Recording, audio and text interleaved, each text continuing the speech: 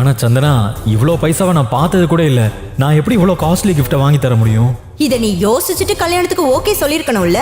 எதுக்கும் உதவாத நீ எப்படி உன் பொண்டாட்டியோட டிமாண்ட பூர்த்தி பண்ண போறியோ? தன் மனைவியின் இந்த பேச்சால் ஹரிஷ் வேதனை அடைந்தான். அமைதியாக அங்கிருந்து கிளம்பினான். ஒரு கோடீஸ்வர தொழிலதிபர் எதுக்கு தாம் பொண்ண ஒரு பிச்சைக்கார பையனுக்கு கட்டி கொடுத்தாரு. அந்த பொண்ணுக்கு பிச்சைக்கார புருஷன் கொடுத்த கிஃப்ட் என்ன? அதை பார்த்து ஏன் அவ தேம்பி தேம்பி அழுவணும்? தன்னோட புருஷன் பத்தின உண்மை தெரிஞ்சதும் அவ ஏன் அவ்வளோ அதிர்ச்சி அடையணும்? வாங்க பார்க்கலாம். என் அப்பா என்ன உனக்கு கல்யாணம் பண்ணி வச்சு என் லைஃபையே நாசமாக்கிட்டாரு. என்னோட ஃப்ரெண்ட்ஸை கல்யாணம் பண்ணவங்கலாம் அவங்க ஒய்ஃபுக்கு பெரிய பெரிய கிஃப்ட் வாங்கி தராங்க. ஆனா நீ கிஃப்ட்டுங்கிற பேர்ல ஒரு பூவும் கார்டும் கொடுத்துருக்க. இந்த நியூ இயருக்கு நீ எனக்கு காஸ்ட்லியான கிஃப்ட் வாங்கி தர. அதோட விலை லாக்ஸ்ல இருக்கணும். 2 நாட்களுக்கு பிறகு புத்தாண்டு அன்று ஹரிஷ் சந்தனாவிடம் வந்து அவளிடம் ஒரு கிஃப்ட் பாக்ஸை நீட்டினான். சந்தனா முகத்தை சுளித்துக் கொண்டு கிஃப்ட் பாக்ஸை ஓபன் செய்தாள். உள்ளே இருந்த கிஃப்டை பார்த்ததும் அதிர்ந்து போனாள். இந்த போன் இது இந்த கம்பெனியோட ஸ்பெஷல் எடிஷன்ல. இதோட விலை மட்டும் 3 கோடி. இது எப்படி கிடைச்சது? இது அதேதான், ஆனா ஒரிஜினல் இல்ல. சாரி, இது அந்த போனோட காப்பி. சந்தனா முகம் வாடி போனை தன் அறையில் வைத்தாள். ஆனால் ஒரு பக்கம் சந்தனாவிற்கு அந்த போன் மீது சிறிய சந்தேகம் இருந்தது. ஏனென்றால் அது பார்க்க அப்படியே ஒரிஜினல் போலவே இருந்தது. அதனால் மறுநாள் அந்த போன் நிறுவனத்தின் ஷோரூமுக்கு சென்றாள். அங்கிருந்த சேல்ஸ் கேர்ள் சந்தனாவை பார்த்தவுடன், மேடம், நீங்க ராஜேஸ்வரோட ஃப்ரெண்டா? மிஸ்டர் ராஜேஸ்வர், அந்த ராஜேஸ்வர் இண்டஸ்ட்ரீஸோட ஓனரா? அவரை நான் நேர்ல கூட பார்த்ததில்ல. பெரிய பெரிய ஆட்களே அவர்கிட்ட பேச முடியல. நான் இப்படி பார்த்திருப்பேன். நீங்க இதையே ஏன்ட்ட கேக்குறீங்க? மேடம், உங்க கையில இருக்க இந்த போன் ஒரு ஸ்பெஷல் எடிஷன் போன். இந்த கட்டிங், இந்த டிசைன், இந்த லோகோ இதெல்லாம் அப்படியே காப்பி பண்ண வாய்ப்பே இல்லை. இந்தியாலேயே நேத்து தான் இதோட 2வது பீஸ் விற்கப்பட்டிருக்கு. அத ராஜேஸ்வர் ஃபேமிலியில ஒருத்தர் தான் வாங்கியிருக்காரு. அப்போ இந்த போன் உங்ககிட்ட எப்படி வந்துச்சு? ஹரிஷ்க்கு எப்படி மிஸ்டர் ராஜேஸ்வர தெரியும்? ஒருவேளை திருடிருப்பானோ? வேலை இல்லாத ஹரிஷுக்கு கோடிக்கணக்கான மதிப்புள்ள இந்த போன் எங்கிருந்து கிடைச்சது? ஹரிஷின் உண்மை நிலை என்ன? அவ்வளவு பணக்காரனா அவன் ஏன் மாமியார் வீட்டுல வேலைக்காரன கஷ்டப்படுறான்? சந்தனாவின் மனதில் இந்த கேள்விகள் எல்லாம் எழுந்து கொண்டிருந்தன. ஆனால் ஹரிஷ் யாரிடமாவது கடன் வாங்கி இந்த போனை வாங்கி கொடுத்திருப்பான் என்று சந்தனா நம்பினாள். சில நாட்களுக்கு பிறகு சந்தனா அந்த போன் பற்றியே மறந்து விட்டாள். மம்மி, ஹரிஷ் எங்க? அவன் உன்ட்ட எதுவும் சொல்லிட்டு போனானா? மொட்டை என்ன காணமே. நானும் அவனைத்தான் ரொம்ப நேரமா இங்க தேடிட்டு இருக்கேன். திலகாவின் பதிலை கேட்டு கோபத்தில் முகம் சிவந்து போன சந்தனா உடனே தன் லேப்டாப்பை மூடிவிட்டு, இந்த பொறிக்கு வேலை இருக்கிற நேரத்துல எங்க போனா தெரியல. ஒரு வாரத்துக்கு முன்னாடி ராமையா கடையில இருந்து ஜுவல் செட் வாங்கிட்டு வர சொன்னேன். அன்னைக்கு மறந்துட்டான். அட்லீஸ்ட் இன்னைக்கு அந்த ஜுவல் எல்லாம் போட்டுட்டு ஆபீஸ் போலான்னு பார்த்தேன். ஆனா மகான் எங்க போனாருன்னு தெரியல. மம்மி, என்னது இது? எனக்கு மட்டும் ஏன் இப்படி எல்லாம் நடக்குது? இவன் ஏன் எனக்கு கல்யாணம் பண்ணி வச்ச? ஏண்டி கத்துற? நான் ஒண்ணு உனக்கு கல்யாணம் பண்ணி வைக்கல. நீ இவனைத்தான் கல்யாணம் பண்ணணும்னு நான் இல்ல, உங்க அப்பா தான் முடிவு பண்ணாரு. இதுல எனக்கு சம்பந்தமே இல்ல. சந்தனாவும் திலகாவும் ஹரிஷை சரமாரியாக திட்டுக் கொண்டிருந்தார்கள். திடீரென்று ஹரிஷ் அங்கு வந்தான். இருவரையும் கண்டு கொள்ளாமல் உள்ளே சென்று விடலாம் என்று முயற்சித்தான். அப்போது திலகா ஹரிஷை பார்த்து கிண்டலாக, இதோ பாரு, கலெக்டர் சார் வந்துட்டாரு. அவரோட வேலையை முடிச்சுட்டு வாங்க, உங்க ஒர்க் பிரஷர் பத்தி தான் பேசிட்டு இருக்கோம், புரியுதா? சந்தனா ஆபீஸிற்கு செல்ல லேட் ஆனதால் திலகாவிடம் கிண்டலாக சொன்னாள், மம்மி ப்ளீஸ், இப்ப வேணாம். ஆல்ரெடி எனக்கு ஆபீஸ் லேட் ஆயிடுச்சு. அசோக் எனக்காக அங்க வெயிட் பண்ணிட்டு இருப்பான். அசோக்கின் பெயரை கேட்டதும் ஹரிஷின் முகம் சிவந்து போனது. சந்தனா கோவத்தில் இருக்கும் ஹரிஷின் முகத்தை இக்னோர் செய்துவிட்டு ஹரிஷிடம் கேஷுவலாக, இதோ பாரு, காலையிலேயே மூஞ்சி தூக்கி வச்சுட்டு நிக்காத. இன்னைக்கு நான் உனக்கு லாஸ்ட் சான்ஸ் தரேன். நீ என்னோட இன்னைக்கு ஆபீஸ் வந்துட்டு திரும்ப வரும்போது ராமையா கடையில இருந்து எனக்கு நகை செட்டு வாங்கிட்டு வர. உன்னாலதான் ஆல்ரெடி லேட் ஆயிடுச்சு. ஹரிஷ் திலகாவிடம் அவ்வப்போது தகராறு செய்வது வழக்கம். ஆனால் அவன் மனைவி சந்தனாவிடம் இதுவரை தகராறு செய்ததில்லை. சிறிது நேரத்தில் சந்தனாவும் ஹரிஷும் அலுவலகத்தை அடைந்தனர். காரில் இருந்து இறங்கும் போது சந்தனா அவள் காரில் நிறைய ஃபைல்ஸ் இருப்பதை பார்த்தாள். ஆபீஸில் இருந்து யாரையாவது வர வைத்து பண்ணினால் இன்னும் நேரம் செலவாகிவிடும் என்று ஹரிஷை பார்த்து, இந்த ஃபைல்ஸ் எடுத்துட்டு மேல வா. சந்தனா முன்னே நடந்து செல்ல ஹரிஷ் சந்தனாவின் பையையும் ஃபைல்ஸையும் கையில் தூக்கி கொண்டு அவள் பின்னால் அவளது அசிஸ்டன்ட் போல நடந்து வந்தான். சந்தனா அவள் கேபினை அடைந்த போது அவளது நண்பனும் பிசினஸ் பார்ட்னருமான அசோக் ராஜ் அவளுக்காக அங்கு காத்திருந்தான். சந்தனாவை பார்த்த அசோக் தன் இருக்கையில் இருந்து எழுந்து வந்து, ஹே சந்தனா, ஏன் இவ்வளவு லேட்டு? பதட்டத்துல நான் 1 மணி நேரமா வெயிட் பண்ணிட்டு இருக்கேன். அசோக் சொன்னதை கேட்ட ஹரிஷ் தன் மனதிற்குள், டேய், நீ ஒரு வேலையும் செய்யாம வெட்டியா இருந்துட்டு என் பொண்டாட்டிக்காக வெயிட் பண்ணனு கதை விடுறியா? சந்தனா தன் முகபாவனையில் ஹரிஷியிடம் மன்னிப்பு கேட்டாள். அசோக், ஐ எம் சோ சாரிடா. நாய் ஒன்னு குறுக்க வந்துருச்சு, அதான் லேட்டு. சந்தனாவின் கொஞ்சலான பேச்சை கேட்டதும் 1 மணி நேரம் காத்திருந்த அசோக்கின் களைப்பு ஒரு நொடியில் பறந்தது. சந்தனாவை பார்த்து சிரித்துக் கொண்டே இருந்தான். அன்று அவன் மிகவும் மகிழ்ச்சியாக இருந்தான். அவனின் மகிழ்ச்சியை கவனித்த சந்தனா, அசோக், நீ என்ன இவ்ளோ ஹாப்பியா இருக்க? உனக்கு ஏதோ லாட்டரி சீட் அடிச்சிருச்சா? ஆமா, அப்படி கூட சொல்லலாம். நீ பேசுறதே எனக்கு லாட்டரி அடிச்ச மாதிரி தான். இங்க பா சந்தனா, உலகத்திலேயே காஸ்ட்லியான real dream lover diamond necklace உனக்காக வாங்கியிருக்கேன். வைர நெக்லஸை பார்த்து சர்ப்ரைஸ் ஆன சந்தனா அசோக்கிடம், இத எனக்காகவா வாங்கின அசோக்? ரொம்ப அழகா இருக்கு. Thank you for your gift. இதை கேட்டதும் குஷியான அசோக் அங்கிருந்து கிளம்பினான். ஹரிஷ் அப்போது சந்தனாவிடம், சந்தனா, நான் இன்னைக்கு வரைக்கும் உனக்கு அட்வைஸ் பண்ணதே இல்லை. ஆனா இன்னைக்கு ஒரு அட்வைஸ் சொல்றேன். இவன் வேணும்னே உன்னை இம்ப்ரெஸ் பண்றதுக்காக ஒரு சீப்பான நெக்லஸை கொடுத்துருக்கான். இது ஒன்றும் ஒரிஜினல் கிடையாது. நான் உனக்கு சத்தியம் பண்றேன், ஒரு நாள் கண்டிப்பா உனக்கு ரியல் டைமண்ட் நெக்லஸை வாங்கி தருவேன். அதுக்காக நான் செய்ய வேண்டிய எல்லா ஹார்ட் ஒர்க்கும் பண்ண நான் ரெடியா இருக்கேன். சந்தனாவிடம் தன் உணர்வுகளை வெளிப்படுத்திய ஹரிஷ் சந்தனாவின் பதிலுக்காக கூட காத்திருக்காமல் அவள் கேபினை விட்டு வெளியே வந்தான். திருமணமாகி 2.5 வருடங்களில் முதன்முறையாக ஹரிஷ் தனக்காக சண்டை போடுவதை சந்தனா உணர்ந்தாள். ஹரிஷின் இந்த கோவத்தை கண்டு அதிர்ந்தாள் சந்தனா. சந்தனாவின் மனதில் முதல் முறையாக இன்று ஒரு கேள்வி எழுந்தது.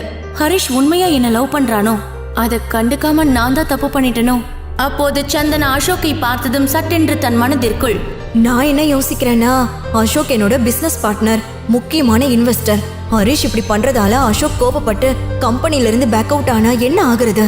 இல்ல, ஹரிஷ் எனக்கு வேணாம். என் இத்தனை வருஷம் ஹார்ட் ஒர்க் எல்லாம் மண்ணோட மண்ணா போறத என்னால பார்க்க முடியாது. எனக்கு ஹரிஷ் தேவையில்லை, எனக்கு அசோக் தான் வேணும். இப்படி நினைத்து கொண்டிருந்த சந்தனாவுக்கு ஹரிஷின் மேல் கோபம் ஏற ஆரம்பித்தது. இன்று முதல் முறையாக ஹரிஷ் அவளிடம் சத்தமாக பேசியது அவளை நிலைகுலைய வைத்ததால் அவளும் ஹரிஷை பின்தொடர்ந்து கேபினை விட்டு வெளியே வந்தாள். ஹரிஷை தேடி சென்றாள். சந்தனா அவள் பின்னால் ஹரிஷ் வருவதை கண்டதும் தன் நடையை நிறுத்தினாள். சந்தனா ஹரிஷின் முகம் பார்த்ததும் அவன் வெளிப்படுத்திய அன்பை எல்லாம் மறந்து கோபமாக கத்தினாள். ஹரிஷ், நீ என்ன பைத்தியமா? உனக்கு எவ்வளவு தைரியம் இருந்தா அசோக்குக்கே அட்வைஸ் பண்ணுவ? உனக்கு பயம் விட்டு போச்சு. நான் உன்னை இங்க கூட்டிட்டு வந்து தப்பு பண்ணிட்டேன். வாயை மூடிட்டு இங்கிருந்து கிளம்பு. சந்தனாவின் கோபத்தை கண்ட ஹரிஷ் எதுவும் பேசாமல் நின்றான். அப்போது அவன் பேசினால் மேலும் சந்தனாவுக்கு கோபம் வரும் என்பது அவனுக்கு தெரியும். சந்தனாவிடம் தான் சொல்ல நினைத்ததை அவன் ஏற்கனவே சொல்லிவிட்டதால் இப்போது மீண்டும் அந்த விஷயத்தை பேசுவதில் எந்த பயனும் இல்லை. சந்தனா எப்படியோ தன் கோபத்தை அடக்கிக் கொண்டு அதை அப்படியே முடிக்க முற்பட்டாள். ஆனால் விஷயம் இப்போதுதான் வெடிக்க ஆரம்பித்தது என்று அவளுக்கு தெரியவில்லை. அசோக் பின்னால் இருந்து கோபமாக வெளியே வந்து கம்பீரமான குரலில், அடே நில்லு, எங்க போற? கூப்பிடுறது காதுல விழல, கூப்பிட்டுக்கிட்டே இருக்க, போய்கிட்டே இருக்க, காது சவுடா. அசோக் ஹரிஷின் எதிரில் நின்று கோபமாக கத்தினான். ஆனால் ஹரிஷ் அவன் பேச்சை கண்டு கொள்ளவில்லை. இதனால் அசோக்கிற்கு பேச இன்னொரு வாய்ப்பு கிடைத்தது. என்ன தைரியம் இருந்தா என்னோட கிஃப்ட மட்டமானதுன்னு சொல்லுவ? அதெல்லாம் உன்னால வாங்க முடியுமா? உன் உயிரை கொடுத்தாலும் கிடைக்காது. 2வது, உன்னோட மார்க்கெட் வேல்யூ என்னன்னு தெரியுமா? 0. டப்பா முட்டை நாய, கிளம்புடா. ஹரிஷ் எல்லோர் முன்னிலையிலும் பிரச்சனையை பெரிதுபடுத்தும் மனநிலையில் இல்லை. ஆனால் அவனின் அமைதியை பயன்படுத்தி அசோக் பேசியதால் ஹரிஷ் கோபமடைந்தான். ஹரிஷ் அவனுடைய 3 விரல்களை காட்டி 3 எச்சரிக்கை கொடுத்தான். ஃபர்ஸ்ட் விஷயம், உன் பின்னாடி நிக்கிறது யாரோ இல்ல, என் பொண்டாட்டிடா. அதனால நீ அவளை விட்டு கொஞ்சம் தூரமாவே இரு. 2வது விஷயம், என்னோட பொண்டாட்டிக்கு நீ பெரிய பெரிய கிஃப்ட் கொடுக்க தேவையில்லை. நான் அவளை பிக்கப் பண்ணிக்கிறேன். உன்னோட வேலையை மட்டும் ஒழுங்கா பாரு. 3வது விஷயம், உன் பாக்கெட்ல நோட் ஒன்னும் இல்லைனாலும் சீன் போட்டுக்கிட்டு தெரியறத நிறுத்து. ஹரிஷ் அசோக்கிடம் தன் கெத்தை காட்டினான்.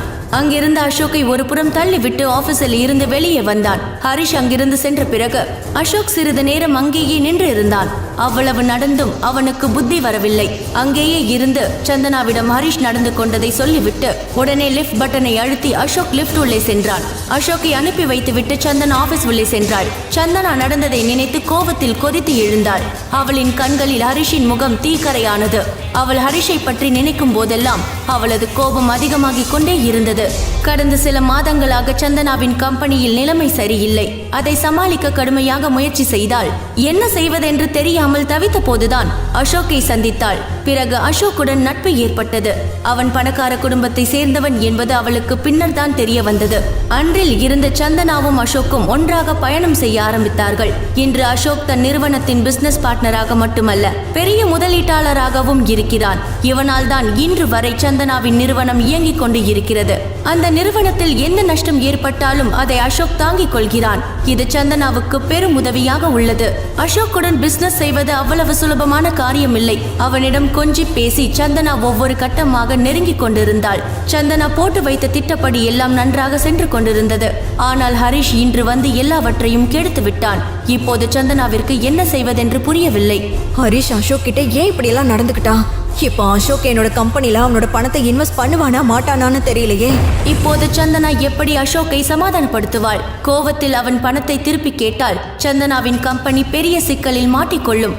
அதன் பிறகு எல்லாம் முடிந்தது. அவளின் குடும்பத்தை யார் கவனிப்பார்? இதை நினைத்து சந்தனா தன் மீது கோபம் கொள்ள ஆரம்பித்தாள்.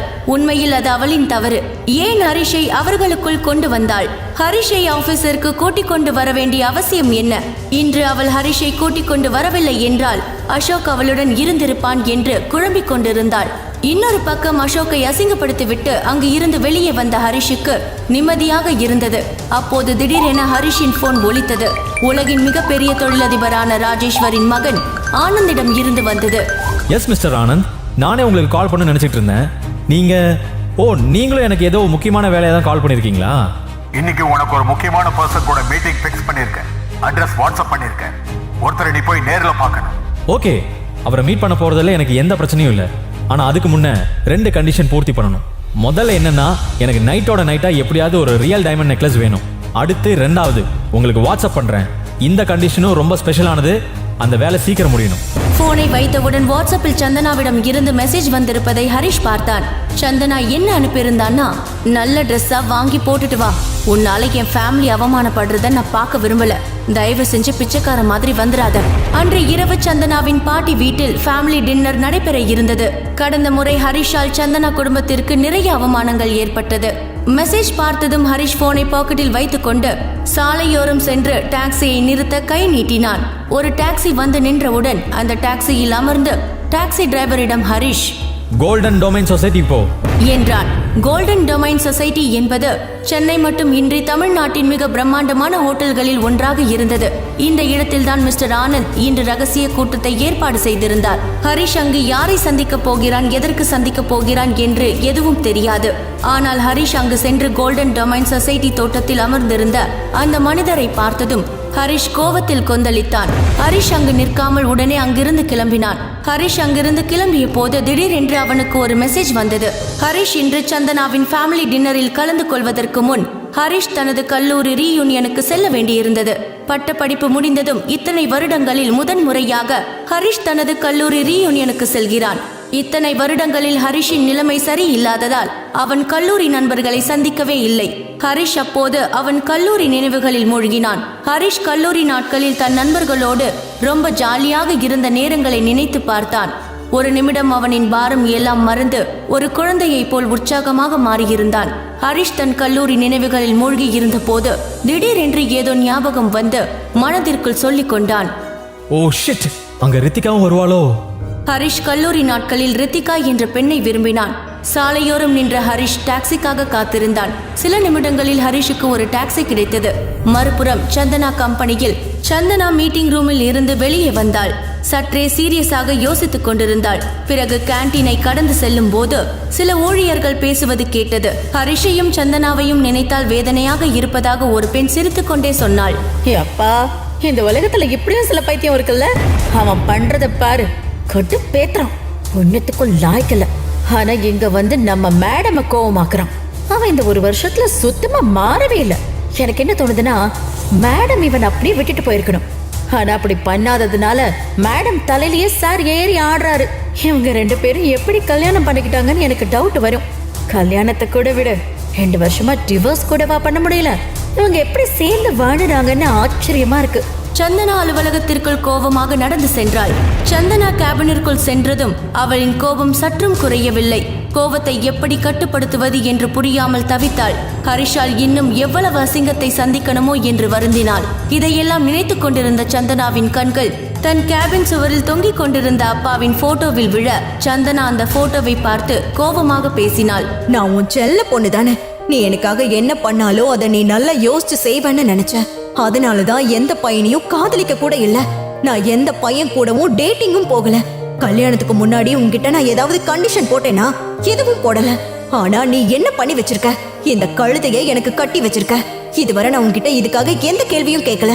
கல்யாணத்துக்கு முன்னாடியே இவனை பத்தி தெரிஞ்சிருந்தா உனக்காக கூட ஓகே சொல்லிருக்க மாட்டேன். எல்லா அப்பாவும் அவங்க பிள்ளைக்கு எது பண்ணாலும் அது பிள்ளைங்களுக்கு கரெக்டா இருக்கிறத பண்ணணும்னு நினைப்பாங்க. பிள்ளைங்க நல்லதுக்கு தான் பண்றோன்னு யோசிச்சு பண்ணுவாங்க. ஆனா உண்மையை சொல்லணும்னா, அப்பா நீங்க எனக்காக நல்லது பண்ணணும்னு நினைச்சு நீங்க இத பண்ணலன்னு தெரியுது. உங்க கடைசி வேலைய சீக்கிரம் முடிக்கணும்னு இத பண்ணிட்டீங்களோன்னு தோணுது. இத பண்ணி வச்சுட்டு நீங்க பாட்டுக்கு போயிட்டீங்க என்று அப்பாவிடம் தன் உணர்வுகளை வெளிப்படுத்திய சந்தனா கதறி அழ ஆரம்பித்தாள். ஹரிஷ் சீக்கிரம் செல்வதற்காக அவனுடைய பழைய ஸ்கூட்டரில் அங்கு வந்தான். கூட்டத்தில் பழைய சட்டை, உடைந்த ஸ்கூட்டர், தேய்ந்த செருப்பை பார்த்து செக்யூரிட்டி ஹரிஷை உள்ளே விடாமல் கேட்டின் முன்னே நிறுத்தினான். ஏய் பிச்சைக்கார நாயே, எங்க போற? என்ன இங்க இன்வைட் பண்ணிருக்காங்க, அதனால ஹோட்டலுக்குள்ள போறேன். அடே மென்டல், பிச்சைக்கார மாதிரி இருந்துகிட்டு போய் சொல்லி உள்ள போலான்னு பாக்குறியா? இது ஹை கிளாஸ் ஹோட்டல். இங்க பணக்காரங்க பெரிய பெரிய கார்ல வருவாங்க. நீ ஒரு பிச்சைக்காரன் இந்த ஓட்ட ஸ்கூட்டர்ல உள்ள போய் ஹோட்டலை அசிங்கப்படுத்த பாக்குறியா? ஓ வெளியே ஓடு என்று செக்யூரிட்டி ஹரிஷை ஸ்கூட்டரில் இருந்து கீழே இறங்க விடாமல் செய்தான். ஸ்கூட்டருடன் சேர்த்து ஹரிஷை தள்ளி விட்டான். அந்த ஸ்கூட்டர் ஒரு விலை உயர்ந்த கார் முன் விழுந்தது. அந்த கார் வேறு யாருக்கும் சொந்தமானது அல்ல. ஹோட்டல் பிரைம் உரிமையாளர் மிஸ்டர் தீபக்கிற்கு சொந்தமானதுதான். காருக்குள் அமர்ந்திருந்த மிஸ்டர் தீபக் தன் ஹோட்டலின் முன் என்ன கலவரம் என்று வெளியே வந்து பார்த்து தன் செக்யூரிட்டிகளை திட்டினார். என்ன நடந்துட்டு இருக்கு என் ஹோட்டல் கேட் முன்னாடி? இப்படிலாம் பண்ணா நம்ம ஹோட்டலோட ரெப்புடேஷன் தான் போகும், தெரியாதா? பாருங்க சார், இந்த பிச்சைக்காரனை அவனா உள்ள போறான், கூப்பிட்டாலும் வெளியே வரமாட்டேங்கிறான். தீபக் தன் கண்ணாடியை கழட்டி ஹரிஷை பார்த்ததும் அவர் கண்களில் வேக வேகமாக கண்ணீர் வழிந்தது. அவர் ஓடி வந்து ஹரிஷின் காலில் விழுந்து சத்தமாக கத்தினார். ஹரிஷ் சார், நீங்களா? தயவு செஞ்சு என்ன மன்னிச்சிருங்க. நான் உங்களை பார்க்கவே இல்லை. நீங்க இங்க வரீங்கன்னு எனக்கு தெரிஞ்சிருந்தா நானே வந்து கூட்டிட்டு போயிருப்பேன். என்னோட முதலாளி ஒரு பிச்சைக்காரனுக்கு இவ்வளவு மரியாதை தரதை இப்பதான் பாக்குறேன். அந்த செக்யூரிட்டி ஆச்சரியப்பட்டான். இவ்வளவு பெரிய ஆள் ஒரு பிச்சைக்காரனை ஏன் சார்னு கூப்பிடுறாரு? ஹரிஷ் உண்மையில் பணக்காரனா? அப்படி இருந்தால் அவன் ஏன் ஏழையாக வாழ்ந்து கொண்டிருக்கிறான்? அவனுடைய மாமியார் ஏன் அவனை வேலைக்காரனாக நடத்துகிறாள்? நீங்க ஜெயிச்சிட்டீங்க சார். போனை காதில் வைத்திருந்த ஹரிஷுக்கு தான் கேட்டதை நம்ப முடியாமல் ஒரு கணம் மூச்சு முட்டியது. 100% கன்ஃபார்ம் சார். நீங்க திரும்பவும் பணக்காரர் ஆயிட்டீங்க. அழுத்தமான குரலில் சொன்னார் மறுமுனையில் இருந்தவர். ஆனா இது எப்படி நடந்துச்சு? ஹரிஷ் நம்பிக்கை இல்லாமல் கேட்டான். கொஞ்சம் வருஷத்துக்கு முன்னாடி பென்குயின் கம்பெனில நீங்க பண்ணியிருந்த இன்வெஸ்ட்மெண்ட் இன்னைக்கு பல மடங்கு இன்க்ரீஸ் ஆயிருக்கு. இப்போ உங்க ஃபேமிலியோட மொத்த சொத்து மதிப்பை விட உங்க கிட்ட இருக்கிற பணத்தோட அளவு அதிகம். இந்த மாதிரி கரெக்டா டெசிஷன் எடுத்து ஒரு புத்திசாலித்தனமான இன்வெஸ்ட்மெண்ட்டை நீங்க பண்ணதை நினைச்சு உங்க தாத்தா ரொம்ப பெருமைப்படுவார்னு நினைக்கிறேன் என்று ஆப்போசிட் சைடில் இருந்த அந்த பேங்க் மேனேஜர் கூறினார். அதை கேட்டு உதட்டை அழுந்த கடித்த ஹரிஷ், எனக்கு அப்படி தோணல. 2 வருஷத்துக்கு முன்னாடி இதே இன்வெஸ்ட்மெண்ட்னால எல்லாத்தையும் நான் இழந்தப்போ என்னோட தாத்தா என்னை வீட்டை விட்டு வெளியே போக சொன்னதான் உங்களுக்கே தெரியுமே என்றார். சார், நடந்தது எல்லாமே நல்லதுக்கு தான். இதுதான் ஸ்டாக் மார்க்கெட்ல இருக்கிற ஒரே ஒரு நல்ல விஷயம். சொல்லப்போனா இது ரோலர் கோஸ்டர் மாதிரி தான். நாம பொறுமையா காத்திருந்தா நாம இழந்ததை விட ரொம்பவே அதிகமா அடையலாம். ஏன் திடீர்னு ஒரே நைட்ல பெரிய சாம்ராஜ்யத்துக்கே நீங்க கிங் ஆகலாம். அவனை சமாதானப்படுத்துவது போல கூறினார் மேனேஜர். அறையில் தனியாக அமர்ந்திருந்த ஹரிஷ் சுற்றுமுற்றும் பார்த்துவிட்டு, இந்த நியூஸ் எங்க ஃபேமிலிக்கு தெரியுமா என்று கேட்டான். இன்னும் இல்ல, ஆனா இது தெரிஞ்ச உங்க தாத்தா உங்களை ரொம்ப சந்தோஷமா வெல்கம் பண்ணுவார். அது மட்டும் எனக்கு கன்ஃபார்மா தெரியும். இப்போதைக்கு அபிஷியலா நம்ம ஸ்டேட்டோட பெரிய பணக்காரரே நீங்க தான். அந்த மேனேஜர் கூற மெதுவாக சிரித்த ஹரிஷ், அதை பத்தி அப்புறம் பார்க்கலாம். சரி, இப்போ என்கிட்ட மொத்தமா எவ்வளவு பணம் இருக்கு என்று ஆர்வத்துடன் கேட்டான். அப்போது சரியாக அந்த வீட்டின் ஹாலில் இருந்து ஒரு சிடுசிடுப்பான குரல், ஏய் வெட்டி ஆபீசர், எங்க போய் தொலைஞ்ச? இன்னும் இங்க எத்தனை வேலை பாக்கி கிடக்கு என்று கத்துவது அவனுக்கு தெளிவாக கேட்டது. தோ வரேன், அவசரமாக பதிலளித்த அவன் செல்போனை திரும்பவும் காதில் வைத்து, இப்ப நான் உடனே போயாகணும். இந்த மாதிரி குட் நியூஸ் சொன்னதுக்காக என்னை கூப்பிட்டதுக்கு ரொம்ப தேங்க்ஸ். அப்புறம் நீங்க இன்னும் எனக்கு ஒரே ஒரு ஹெல்ப் மட்டும் பண்ணணும் என்று கிசுகிசுப்பான குரலில் கேட்டான். Of course sir, please give me orders. எந்த ஹெல்ப்பா இருந்தாலும் கண்டிப்பா செய்றேன். மேனேஜர் உறுதியளித்தார். ப்ளீஸ் இந்த விஷயத்தை பற்றி இன்னும் கொஞ்ச நாளைக்கு யார்கிட்டையும் சொல்லாதீங்க. இப்போதைக்கு நான் இதை சீக்கிரட்டாக வச்சுக்கணும்னு நினைக்கிறேன். ஹரிஷ் சொல்ல, ஓகே சார், ஷியோர், எனக்கு புரியுது என்றார் மேனேஜர். நீண்ட நாட்களுக்கு பிறகு ஒரு கான்ஃபிடென்ட்டான சிரிப்புடன் போனை வைத்துவிட்டு எழுந்த ஹரிஷ் தனது ஹேண்ட் டவலை எடுத்து முகத்தை துடைத்துக் கொண்டு நேராக கிச்சனுக்கு சென்றான். கிச்சனில் சிங்கின் முன் நின்று கைகளை கழுவிக் கொண்டிருந்த அவனுடைய மாமியார் திலகாவின் முகம் இறுகி போய் பார்க்கவே கொடூரமாயிருந்தது. ஹரிஷ் உள்ளே வரும் சத்தத்தை கேட்டு திரும்பி பார்த்த திலகா, பரவாயில்லையே, ஒரு வழியா வந்து சேர்ந்துட்ட, என்ன இங்க கிடக்கிற பாத்திரமெல்லாம் அதுவா கழுவிக்குமா என்று கோபமாக கேட்டார். முகத்தில் கஷ்டப்பட்டு ஒரு சிரிப்பை கொண்டு வந்த ஹரிஷ், சாரி, கொஞ்ச நேரத்துக்கு முன்னாடி பாத்திரம் கழுவும் போது என் மேலே தண்ணி சிந்திருச்சு. அதான் ட்ரெஸ் மாற்றிட்டு வரலான்னு ரூமுக்கு போனேன். வேகமாக மாற்றிட்டு வந்து மிச்ச பாத்திரத்தையும் கழுவிடலான்னு நினச்சேன் என்று கூறினான். ஓ, அந்த எண்ணம் உனக்கு இருந்தால் சந்தோஷம்தான். 2 வருஷமாக எங்கள் வீட்டில் ஒரு பே பண்ணாத கெஸ்ட்டாக தான் வாழ்ந்துட்டு இருக்க. அட்லீஸ்ட் எதையாவது நீ செய்யலாம். அதனால் ஒன்றும் நீ குறைஞ்சு போயிட மாட்ட. அவனை ஏளனமாக பார்த்து கொண்டே கிண்டலாக கூறினார் திலகா. உதடுகளை கடித்து பொங்கி வந்த உணர்ச்சிகளை கட்டுப்படுத்திய ஹரிஷ், இங்கே தங்கி இருக்கிறதுக்கு நான் வாடகை கொடுக்குறேன். இந்த 2 வருஷத்தில் இந்த வீட்டில் எத்தனையோ ரிப்பேர் வேலைகளை வெளியிலிருந்து ஆள் கூப்பிடாம நானே செஞ்சுருக்கேன். ஆனால் இதை பற்றிலாம் இப்போ பேச முடியாது. அது தேவையில்லாமல் சந்தனாவை ஹர்ட் பண்ணுற மாதிரி ஆகிடும். ஏற்கனவே அவளுக்கும் எனக்கும் கொஞ்சம் டேர்ம் சரியில்லை. இதில் அவளோட பேரண்ட்ஸ் கிட்ட நான் பிரச்சனை பண்ண ஏற்கனவே என்னை வெறுத்துட்டு இருக்கிறவங்க எங்களோட உறவை மொத்தமாக அத்து விட்டுருவாங்க என்று நினைத்து கொண்டான். அதன் பிறகு தன் மாமியாரிடம் திரும்பி, ஆமாங்கத்த, நீங்கள் எனக்கும் சந்தனாவுக்கும் நிறையவே செய்றீங்க. அதுக்கு பதிலுக்கு என்னால் செய்ய முடிஞ்சது இந்த மாதிரி வீட்டு வேலையில் ஹெல்ப் பண்ணுறது தான். இதோ இப்போவே நான் அதை செஞ்சு முடிச்சிடுறேன். உங்களுக்கு வேறு ஏதாவது ஹெல்ப் தேவைப்பட்டதுனாலும் என்கிட்ட சொல்லுங்கள், நான் செய்கிறேன் என்று முடிந்தவரை பணிவாக கூறினார். முடிஞ்சா நீ கொஞ்சம் பணம் சம்பாதிக்கலாம். எங்கள் சந்தனாவை கல்யாணம் பண்ண எத்தனை பேர் கியூவில் நின்னாங்கன்னு உனக்கே தெரியும். ஆனால் என்ன காரணமோ தெரியல, அவள் ஒன்றை சூஸ் பண்ணிட்டா என்று திலகா சொல்ல, கொஞ்ச நேரத்துக்கு முன்பாக தான் பேசிய ஃபோன் காலை பற்றி நினைத்தான் ஹரிஷ். கண்டிப்பாத்த, அவன் மேலே நான் வச்சிருக்கிற அன்பை நிரூபிக்கிறதுக்காகவே நான் ஒரு வேலைக்கு போக போகிறேன். நீங்கள் வேணா பாருங்க, சந்தனாவுக்கு நான் தகுதியானவன் தான் கூடிய சீக்கிரம் உங்கள் எல்லாருக்குமே ப்ரூவ் பண்ணுவேன். இதை நான் ஒரு ப்ராமிஸாகவே செய்கிறேன் என்று கான்ஃபிடென்ட்டாக கூறினான். நீ சொன்னதில் எனக்கு முழுசாக நம்பிக்கை இல்லை. உன்னை டிவோர்ஸ் பண்ண சொல்லி எங்கள் பொண்ணுக்கிட்ட கம்பல் பண்ணாமல் இருக்கிறதுக்கு ஒரே ரீசன், அவள் ஒரு தடவை முட்டாள்தனமாக முடிவெடுத்தது போதும்னு நினச்சிதான். ஏன்னா அவள் உன் கூட கல்யாணத்துக்கு முன்னாடி ப்ரினப்ஷியல் அக்ரிமெண்ட் போடாமல் விட்டுட்டா. எங்கள் பொண்ணு ஒரு பெரிய கம்பெனியோட சேர்மன். அவளோட புருஷங்கிற ஒரே காரணத்துக்காக அவள் உன்னை டைவோர்ஸ் பண்ணால் அதில் பாதி பணம் உனக்கு வந்து சேர்ந்துடும். அப்படி எதுவும் நடந்துடக்கூடாதுன்னு தான் கடுகடுப்பான முகத்துடன் கூறினார் திலகா.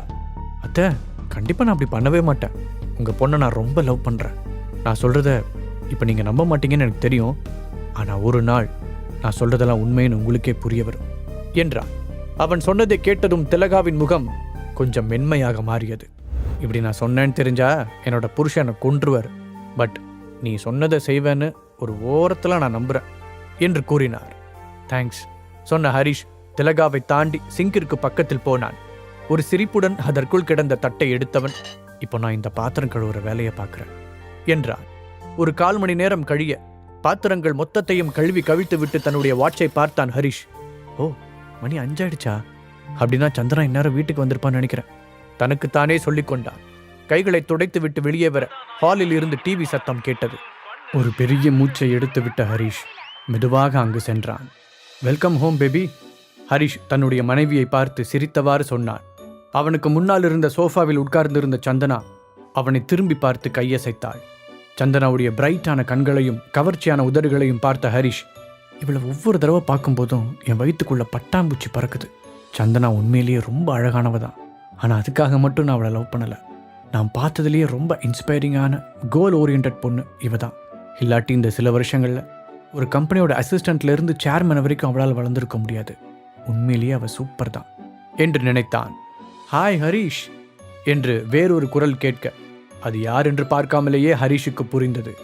ஹாய் தர்ஷினி, உன்னை பார்த்ததில் ரொம்ப சந்தோஷம். தன் மனைவியின் உயிர் தோழியை பார்த்து நட்பாகச் சிரித்தான் ஹரிஷ். சந்தனாவின் பக்கத்தில் அமர்ந்திருந்த தர்ஷினி அவனை பார்த்து கிண்டலாக நைஸ் ஷர்ட் என்றாள். உடனே குனிந்து பார்த்த ஹரிஷ் தன்னுடைய சட்டையில் திரும்பவும் கரையாகிவிட்டதை கவனித்தான்.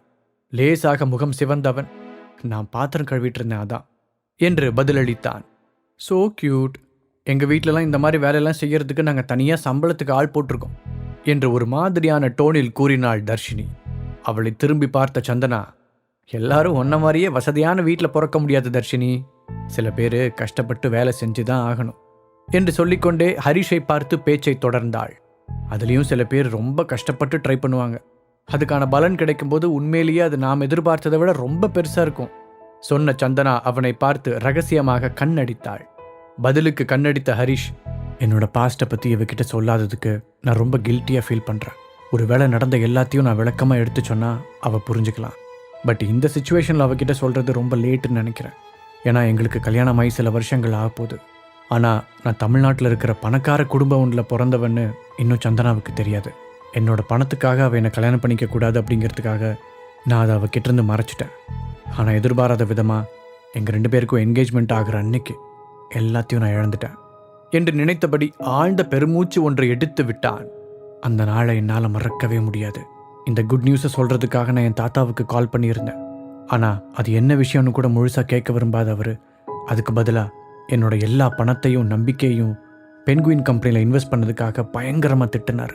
அப்போ அந்த கம்பெனியோட ஸ்டாக்ஸ் எல்லாமே அன்எக்ஸ்பெக்டடாக ரொம்ப ட்ராப் ஆகிருந்துச்சு. அப்போ என்னோட தாத்தா சொன்ன வார்த்தைகளை இப்போ வரைக்கும் என்னால் மறக்க முடியல. உன்னை நான் இந்த வீட்டை விட்டே வெளியேற்றுறேன். இது கூட உன்னோட நல்லதுக்கு தானே பண்ணுறேன். அப்போ தான் நீ பணத்தோட வேல்யூ என்னன்னு கற்றுக்குவேன். கொஞ்சம் கூட இரக்கமே இல்லாமல் அவர் அதை சொல்லியிருந்தார். பல வருஷங்களுக்கு பிறகு அதே இன்வெஸ்ட்மெண்ட் எங்கள் குடும்பம் கனவுல கூட நினைக்காத அளவுக்கு ஒரு பெரிய அமௌண்ட்டை ரிட்டர்னாக கொடுத்துருக்கு. இப்போது இந்த ஸ்டேட்லேயே பெரிய பணக்காரன் நான் தான். ஆனால் இது எப்படி என்னோடய ஒய்ஃப் கிட்ட சொல்ல முடியும்? அவள் இன்னும் என்னை ஒரு வேலை இல்லாத எதுக்கும் உதவாதவன் தான் நினச்சிக்கிட்டு இருக்கா. முதல்ல அவள் என்னை முழுசாக நம்புறான்னு தெரிஞ்சதுக்கப்புறம் தான் இந்த சீக்ரெட்டை நான் அவகிட்ட சொல்ல முடியும் என்று தன் வாழ்க்கையில் நடந்த பழைய விஷயங்களை நினைத்து பார்த்த ஹரிஷ் கடைசியாக முடிவெடுத்தான். சோஃபாவில் இருந்து எழுந்து வந்த சந்தனா ஹரிஷின் கன்னத்தில் மென்மையாக முத்தமிட்டாள். ஹரிஷ், நான் உன்னை தப்பாக சொல்லலை, பட் தர்ஷினி சொன்னது சரிதான். உன் ட்ரெஸ் ரொம்ப மோசமாக இருக்கு, நீ உடனே போய் அதை மாற்று சொன்ன சந்தனா தர்ஷினியை திரும்பி பார்த்துவிட்டு, அதுவும் முக்கியமாக நம்ம வீட்டில் ஒரு கெஸ்ட் இருக்கும்போது நீ இப்படிலாம் இருக்கக்கூடாது என்றாள்.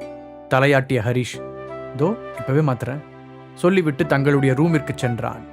அன்றைய இரவுக்குள் 2வது தடவையாக ஷர்ட்டை மாற்றிவிட்டு திரும்பவும் ஹாலுக்கு வந்த ஹரிஷ் தர்ஷினி சந்தனாவிடம் சொல்லிக் கொண்டிருந்ததை கேட்டு மேலே நடக்க முடியாமல் அப்படியே நின்றான். நீ ஏன் இப்படி இருக்கேன்னு எனக்கு இன்னும் புரியவே இல்லை. நீ ஒரு கம்பெனியோட பாஸ், ஆனால் அவன் எதுக்குமே லாய்க்கில்லாத ஒரு வெறும் பூஜ்யம். அப்படி இருக்கும்போது நீ ஏன் இன்னும் அவன் கூட வாழணும்னு நினைக்கிற என்ற தர்ஷினியின் கேள்விக்கு பதில் சொல்லாமல் கொஞ்ச நேரம் அமைதியாக இருந்தாள் சந்தனா. அவன் எப்பவும் இப்படி கிடையாது. நாங்கள் ஃபர்ஸ்ட் டைமாக மீட் பண்ணப்போ அவன் ரொம்ப சார்மிங்காகவும் கான்ஃபிடென்ட்டாகவும் இருந்தான். இடையில் அவனுக்கு என்ன நடந்துச்சுன்னு எனக்கு தெரியல. ஆனால் நான் அவன் கூட இருந்தா அவன் திரும்பவும் பழையபடி மாறுவான்னு நம்புகிறேன். ஏன்னா அந்த பழைய ஹரிஷை நான் ரொம்ப லவ் பண்ணேன். சந்தனாவின் குரல் மெதுவாக வெளிப்பட்டது. நீ இப்பவும் அவனை லவ் பண்ணுறியா? தர்ஷினியின் கேள்வி அவளை நேராக தாக்கியது.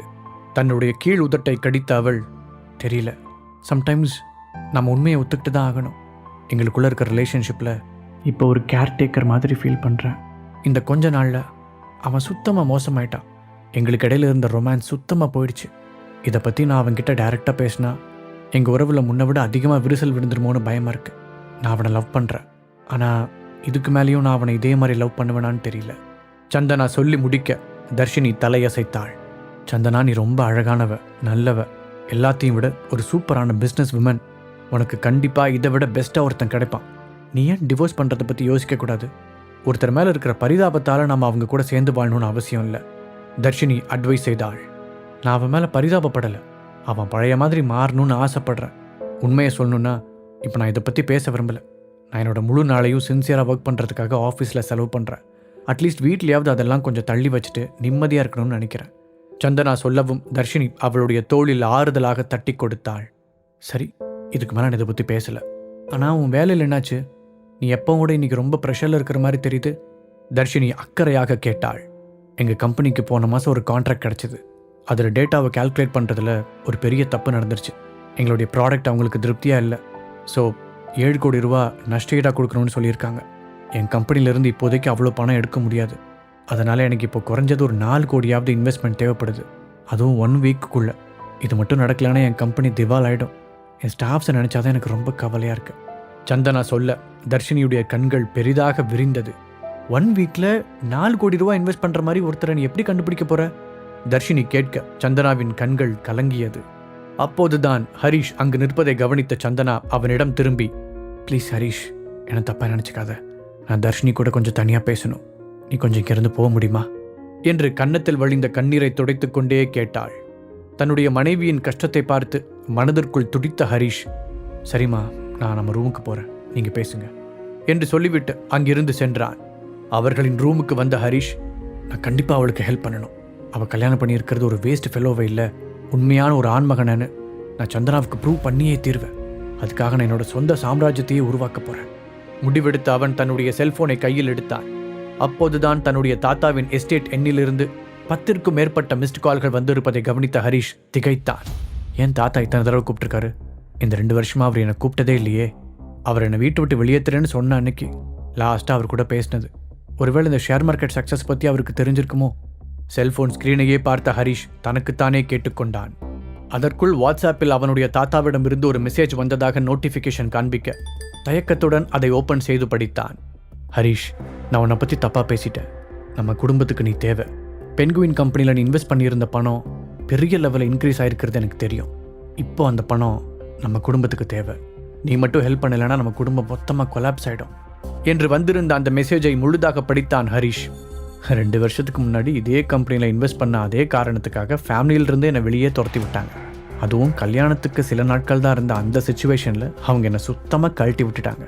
ஆனால் இப்போது அதே இன்வெஸ்ட்மெண்ட் பணத்தை வச்சு ஃபேமிலிக்கு ஹெல்ப் பண்ண சொல்லி தாத்தா கேட்குறாரு. இதை நினச்சி பார்த்தா எனக்கு ரொம்ப காமெடியாக இருக்குது, பெயின்ஃபுல்லாகவும் இருக்குது. ஹரிஷ் யோசித்து கொண்டு இருக்கும் போதே திரும்பவும் ஒரு மெசேஜ் வந்து விழுந்தது. ஹரிஷ், நாங்கள் எல்லாத்தையும் இழந்துட்டோம். சில தப்பான இன்வெஸ்ட்மெண்ட்னால நாங்கள் இப்போ திவால் ஆகிற நிலைமையில் இருக்கோம். உனக்கு கிடைச்சிருக்கிற பணத்தை வச்சு எங்களை காப்பாற்று.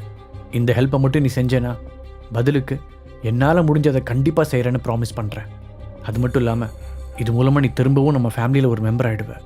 திரும்பவும் பழைய ஹரிஷா வாழ்கிறதுக்கு உனக்கு ஆசை இல்லையா? அந்த கடைசி வரிகளை படித்ததும் கொஞ்ச நேரத்துக்கு முன்னால் அவர் திரும்பவும் பழைய ஹரிஷா மாறணும்னு ஆசைப்படுறேன் என்று சந்தனா பேசியது அவனுக்கு நினைவு வந்தது. அமைதியாக யோசித்த ஹரிஷ், நான் நாளைக்கு உங்களை வந்து மீட் பண்ணுறேன். அப்புறம் தாத்தா, நாம் இதை பற்றி நிறைய பேச வேண்டியிருக்கு என்று பதில் மெசேஜ் அனுப்பினான். என்னோட தாத்தா ஃபேமிலியிலிருந்து என்னை விரட்டி அடித்தப்போ என்னோட கையில் எதுவுமே இல்லை. எல்லாத்தையுமே இழந்த வேதனையை சமாளிக்கிறதுக்கு நான் எந்த உணர்வுமே இல்லாமல் மறத்து போக வேண்டியிருந்துச்சு. இதில் சோகம் என்னென்னா, அது சந்தனாவோட நடந்த என்னோட கல்யாண வாழ்க்கையையும் என்னோட கரியரையும் சேர்த்து பாதிச்சது. ஆனால் இப்போது பென்குயினில் நான் பண்ண இன்வெஸ்ட்மெண்ட் பல மடங்காக இன்க்ரீஸ் ஆயிருக்குன்னு தெரிஞ்ச உடனேயே எல்லாம் தலைகீழாக மாறப்போகுது. நான் திரும்பவும் பழைய மாதிரி ஆக போகிறேன். அதுக்கு முன்னாடி உண்மையிலேயே நான் எவ்வளோ பெரிய பணக்காரங்கிறத தெரிஞ்சுக்கணும்ல. யோசித்த ஹரிஷ் தன்னுடைய பர்ஸை எடுத்து ஒரு பிளாக் கார்டை தேடி எடுத்தான். அவன் கடைசியாக அந்த கார்டை தொட்டு 2 வருடங்களுக்கு மேல் ஆகியிருந்தது. ஹரிஷிடம் இந்த கார்டு இருக்கும் விஷயம் அவனோட ஒய்ஃப் சந்தனாவுக்கு கூட தெரியாது.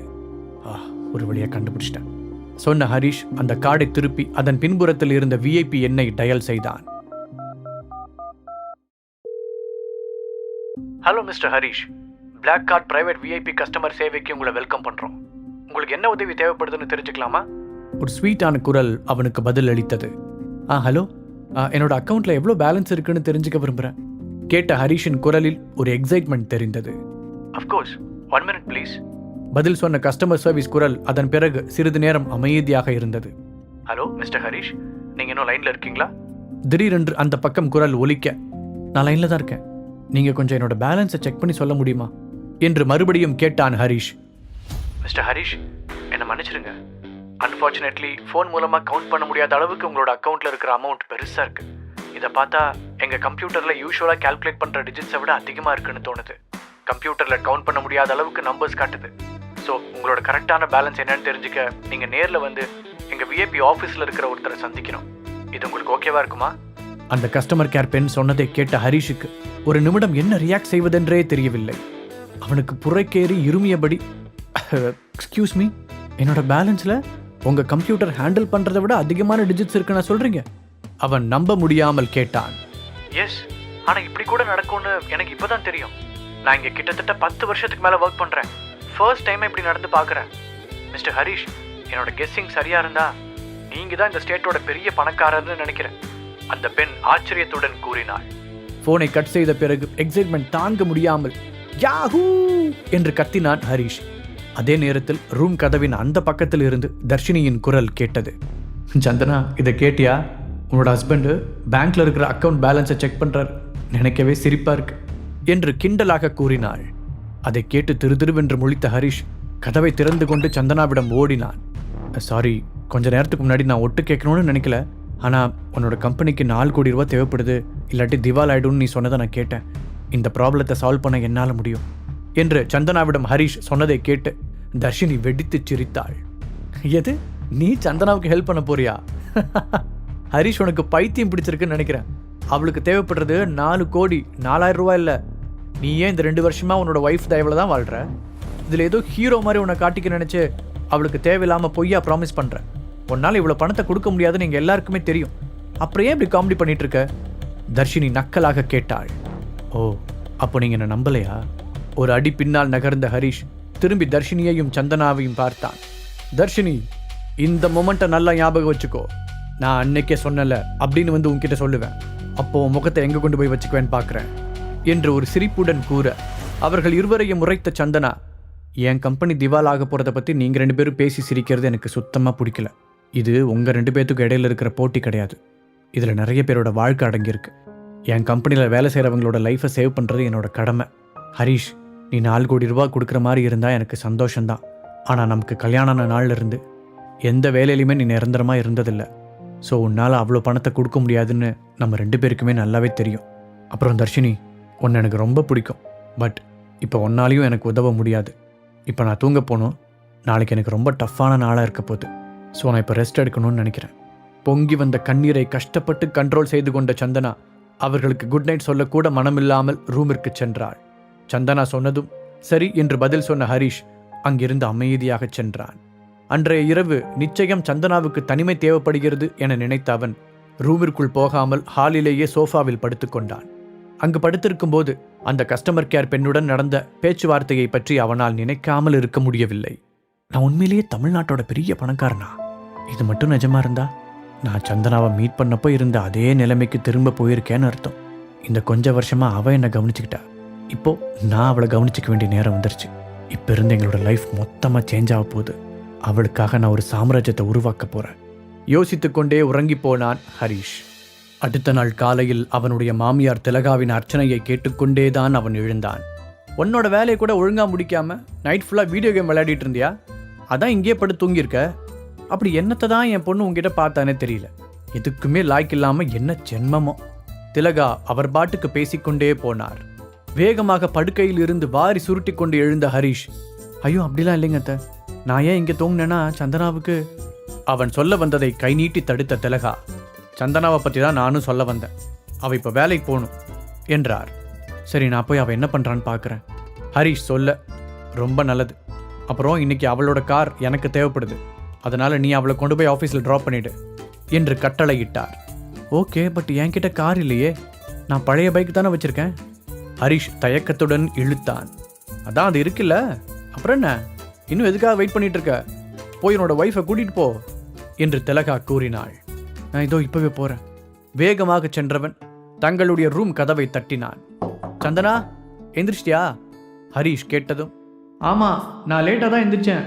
எனக்கு இப்போ பேசுறதுக்கு நேரம் இல்லை, நான் சீக்கிரமாக ஆஃபீஸ் போகணும். உள்ளிருந்து சந்தனாவின் குரல் டென்ஷனுடன் வெளிப்பட்டது. அதை பற்றி தான் நானும் சொல்ல வந்தேன். உங்கள் அம்மாவுக்கே உன்னோட கார் தேவைப்படுதான், அதனால் நான் உன்னை ஆஃபீஸில் ட்ராப் பண்ணிடுறேன் என்றான். சந்தனா கதவை திறக்கவும் அவளை பார்த்த ஹரிஷ் அப்படியே வாயை பிளந்தான். ப்ரொஃபஷனல் லுக்கில் அழகான பின் ஸ்ட்ரைப் சூட்டில் அப்படியே ஏஞ்சல் மாதிரி இருந்தவளிடமிருந்து அவனால் கண்களை எடுக்க முடியவில்லை. நீ ரொம்ப அழகா இருக்க, ஹரிஷ் வாய்விட்டு கூறினான்.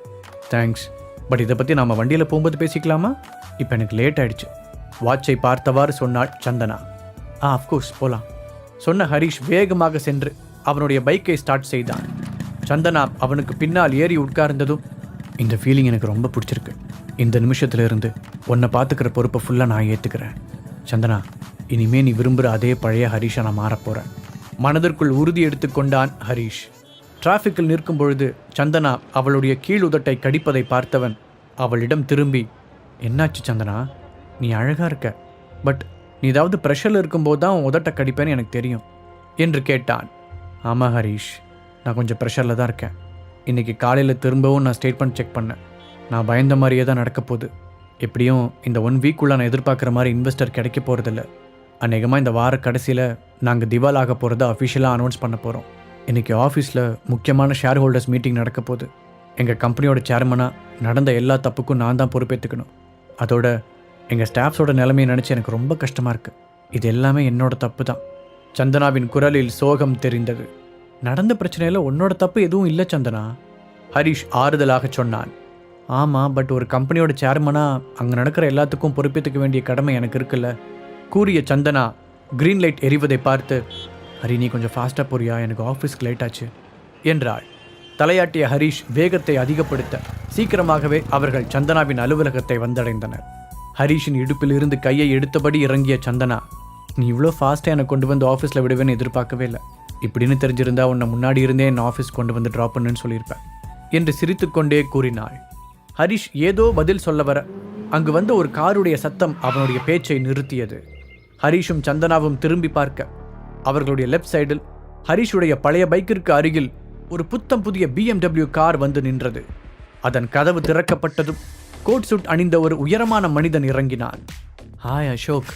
காரிலிருந்து இறங்கியவனை பார்த்து ஃப்ரெண்ட்லியாக புன்னகைத்தாள் சந்தனா. ஹரிஷ் இருப்பதையே கண்டுகொள்ளாத அசோக் வேகமாக சந்தனாவிடம் போய் அவளுடைய கையை குலுக்கி அவளை கட்டிப்பிடித்து, குட் மார்னிங் சந்தனா, உன்னை பார்த்ததில் ரொம்ப சந்தோஷம் என்றான். அதன் பிறகு மெதுவாக ஹரிஷ் பக்கம் திரும்பி பார்த்து முகத்தை சுளித்த அசோக், ஏன் சந்தனா, உனக்கு ஒரு நல்ல கேபே கிடைக்கலையா? சொல்லியிருந்தா நான் கூட வந்து உன்னை பிக்கப் பண்ணியிருப்பேனே, போய் இந்த மாதிரி ஒரு மோசமான பைக்கில் வந்திருக்க என்று கேட்டான். அதை கேட்ட ஹரிஷ் சிரிப்பது போல் நடித்துக்கொண்டே, நான் ஒன்றும் கேப் டிரைவர் இல்லை, அவளோட ஹஸ்பண்ட் என்று கூறினான். அசோக்கின் அதிர்ச்சியான முகத்தை பார்த்த ஹரிஷ் தன் கையை நீட்டி, I am Harish, nice to meet you என்றான். அவனுடைய கையை பிடித்து வேண்டா வெறுப்பாக கை குலுக்கிய அசோக், ஓ நீதான் அந்த ஃபேமஸ் ஹரிஷா? நான் உன்னை பற்றி நிறைய கேள்விப்பட்டிருக்கேன். உனக்கு தர்ஷினியை தெரியும்னு நினைக்கிறேன், சந்தனாவோட பெஸ்ட் ஃப்ரெண்ட். அவள் உன்னை பற்றி நிறைய சொல்லியிருக்கா. அவள் சொன்னதெல்லாம் கரெக்டு தான். நான் எப்படி எக்ஸ்பெக்ட் பண்ணியிருந்தேனோ அதே மாதிரி தான் இருக்க என்று நக்கலாக கூறினான். சங்கடத்துடன் தலையசைத்த சந்தனா, அசோக் நீ கொஞ்சம் அளவுக்கு மீறி போகிற மாதிரி தெரியுது என்றாள். நான் சும்மா ஹரிஷ் கூட விளையாண்டேன் சந்தனா, அவர் ஒன்றும் அதை சீரியஸாக எடுத்துக்க மாட்டார் இல்லை ஹரிஷ் என்று ஹரிஷை பார்த்து கேட்டான். தலையாட்டிய ஹரிஷ், ஆமாம் எனக்கும் ஜோக்கர்ஸை பிடிக்கும் என்றான். அவன் சொன்னவுடன் அசோக்கின் முகம் லேசாக மாறியது. சீக்கிரமாகவே தன்னை சமாளித்து கொண்டவன் சந்தனாவை பார்த்து, சந்தனா எல்லாத்த பற்றியும் நான் கேள்விப்பட்டேன். உன்னை நினச்சா எனக்கு ரொம்ப கஷ்டமாக இருக்குது. அதனால் உனக்காக நான் ஒன்று வாங்கிட்டு வந்திருக்கேன் என்று சொல்லிவிட்டு அவனுடைய கார் கதவை திறந்தான். அதிலிருந்து ஒரு கிஃப்ட் பாக்ஸை எடுத்து வந்த அவன் ஒரு வித்தியாசமான சிரிப்புடன் அதை சந்தனாவிடம் கொடுத்தான். ஓப்பன் பண்ணிப்பாரு, உனக்கு ரொம்ப பிடிக்கும்னு நினைக்கிறேன் அசோக் கூற, மறுக்க முடியாமல் அதை வாங்கி பிரித்தாள் சந்தனா. ஓ மை காட், நான் பார்த்ததுலேயே ரொம்ப அழகான நெக்லஸ் இதுதான்.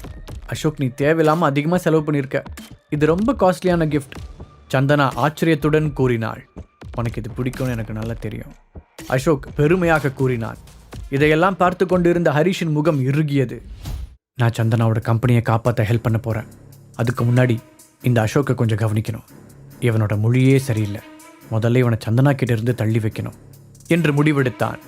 ஒரு அழகான பொண்ணுக்கிட்ட தான் இந்த அழகான நெக்லஸும் வந்து சேர்ந்துருக்கு இல்லை ஹரிஷ்? அசோக் சிரித்துக்கொண்டே கேட்டான். அசோக் சந்தனாவுக்கு வாங்கி கொடுத்த நெக்லஸை பார்த்து உதட்டை பிதுக்கினான் ஹரிஷ்.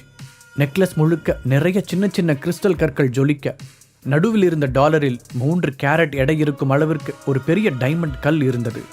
அதிலிருந்து ஹரிஷால் கண்ணை எடுக்கவே முடியவில்லை. Dream lover நெக்லஸா? ஹரிஷின் வாய் தானாகவே முணுமுணுத்தது. என்ன சொன்ன? அசோக் ஹரிஷை பார்த்து கேட்டான். அதுக்கு வாய்ப்பே இல்லை. இது ஒரிஜினல் ட்ரீம் லவர் நெக்லஸாக இருக்க கண்டிப்பாக சான்ஸே இல்லை. ட்ரீம் லவர் நெக்லஸ் ஃப்ரான்ஸை சேர்ந்த ஒரு ஃபேமஸான ஜுவல்லரி டிசைனரால் செய்யப்பட்டது. அதில் 180 ஹை குவாலிட்டி கிறிஸ்டல் கற்கள், அப்புறம் 3 கேரட்டில் ஒரு பெரிய டைமண்ட் கல் இருக்கும். அந்த நெக்லஸ் உலகத்திலே மொத்தம் 10 பீஸ் தான் இருக்குது. அப்புறம் எப்படி இது அதுவாக இருக்கும்? ஹரிஷ் கேள்வி எழுப்பினார். ஆமாம், இது ஒரிஜினல் இல்லை, அதை மாடலாக வச்சு செஞ்ச ஒரு காப்பி கேட் நெக்லஸ். சந்தனா, உனக்கு அந்த ட்ரீம் லவர் நெக்லஸ் எவ்வளோ பிடிக்கும்னு எனக்கு தெரியும். அதே சமயம் அதோட ஒரிஜினல் ஒன்றை வாங்குறது முடியாத காரியங்கிறதுனால ஒரு ஜுவல்லரி ஷாப்பில் சொல்லி 5 lakh rupees செலவு பண்ணி இந்த நெக்லஸை உனக்காக ரெடி பண்ணேன். நீ இன்னும் கொஞ்ச நாள் டைம் கொடுத்தனா, ஒரு நாள் இல்லாட்டி ஒரு நாள் நிச்சயமாக அந்த ஒரிஜினல் ட்ரீம் லவர் நெக்லஸை உனக்காக வாங்கி தருவேன் என்று சபதம் எடுப்பது போல கூறினான் அசோக். அந்த கிஃப்ட் பாக்ஸை மூடி வைத்த சந்தனா, பரவாயில்ல அசோக், உன்னால் ஒரிஜினல் நெக்லஸை வாங்க முடியாதுன்னு எனக்கு தெரியும். என்ன இருந்தாலும் உலகத்தில் 10 பேர்கிட்ட மட்டும்தான் அந்த ட்ரீம் லவர் நெக்லஸ் இருக்கும். 2 வருஷத்துக்கு முன்னாடி ஒரு ஏலத்தில் தன்னோட காதலிக்காக ஒருத்தர் அந்த நெக்லஸை 30 கோடிக்கு ஏலம் எடுத்ததாக கேள்விப்பட்டேன். அதனால் ஒரிஜினல் நெக்லஸை வாங்க முடியலன்னு நீ கவலைப்பட வேண்டாம். அது மட்டும் இல்லாமல் உண்மையிலேயே இது நல்லா இருக்கு, எனக்கு பிடிச்சிருக்கு, ரொம்ப தேங்க்ஸ் என்றாள். சந்தனா சொன்னதை கேட்டதும் அசோக்கின் ஹார்ட் அப்படியே ஸ்தம்பித்தது. என்னது 30 கோடியா?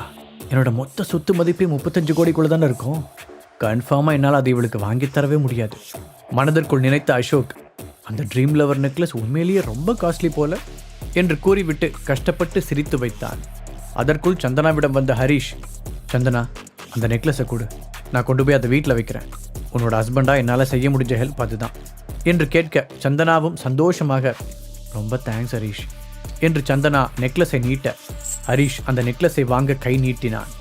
ஆனால் அது அவனுடைய கையிலிருந்து நழுவி கீழே விழுந்தது. அதை பார்த்து ஷாக்கான மாதிரி ஹரிஷ் நடிக்க அசோக்கின் முகம் கோபத்தில் சிவந்தது. ஹரிஷ், வேறும்னே தானே நீ அதை கீழே போட்ட. அது சந்தனாவுக்காக நான் கஷ்டப்பட்டு வாங்கினது. ஏன் இப்படி பண்ண என்று அசோக் கத்தினான். அதே நேரத்தில் அவர்களை சுற்றி சந்தனாவுடைய ஆஃபீஸ் ஸ்டாஃப்ஸ் நிறைய பேர் நிற்பதை ஹரிஷ் கவனித்தான். அப்போது ஒரு பெண் இன்னொரு பெண்ணிடம், சந்தனா மேடம் ஏன் இப்படி ஒருத்தனை கல்யாணம் பண்ணாங்கன்னு தெரியல. கண்டிப்பாக அவங்களோட ரேஞ்சுக்கு இவனை விட பெட்டராக ஒருத்தர் அவங்களுக்கு கிடைச்சிருப்பாங்க என்று கிசுகிசுப்பான குரலில் கூறினாள். அது சந்தனாவிற்கும் கேட்டது. இது கண்டிப்பாக ஒரு ஆக்சிடென்ட் தான்னு நம்புறேன். ஹரி, நீ ஒன்றும் இதை வேணும்னு செய்யலையே சந்தனா ஹரிஷிடம் கேட்டாள். பதிலுக்கு ஹரிஷும் கோபத்துடன், இப்படி நடந்ததுக்காக கண்டிப்பாக நான் சாரி கேட்க மாட்டேன். சந்தனா, நீ ஒரிஜினல் நெக்லஸுக்கே தகுதியானவ. அந்த அசோக் கொடுக்குற டூப்ளிகேட் நெக்லஸ் எல்லாம் உனக்கு வேண்டாம் என்றான். அங்கே இருந்த ஸ்டாஃப்ஸ் எல்லோரும் ஒருத்தருக்கொருத்தர் கிசுகிசுப்பாக பேசி சிரிப்பதை பார்த்த சந்தனா ஹரிஷுக்கு பக்கத்தில் சென்று, ஹரி ப்ளீஸ், நீ அசோக் கிட்ட சாரி கேளு. இது என்னோட ஆஃபீஸ் பில்டிங். அதோட இன்னைக்கு நான் நிறைய விஷயங்களை சந்திக்க வேண்டியிருக்கு. அதனால் இது ஆக்சிடெண்ட்டாகவே இருந்தாலும் அசோக் கிட்ட ஃபார்மாலிட்டிக்கு ஒரு சாரி கேட்டுரு. என்னோட ஒர்க் பிளேஸில் இந்த மாதிரி ட்ராமாலாம் நடக்கிறத நான் விரும்பலை, அதுவும் முக்கியமாக இந்த டஃப் டைமில் என்று கூறினாள்.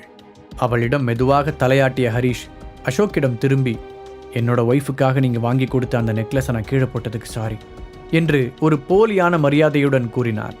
ரொம்ப தேங்க்ஸ் ஹரிஷிடம் சொன்னாள் சந்தனா.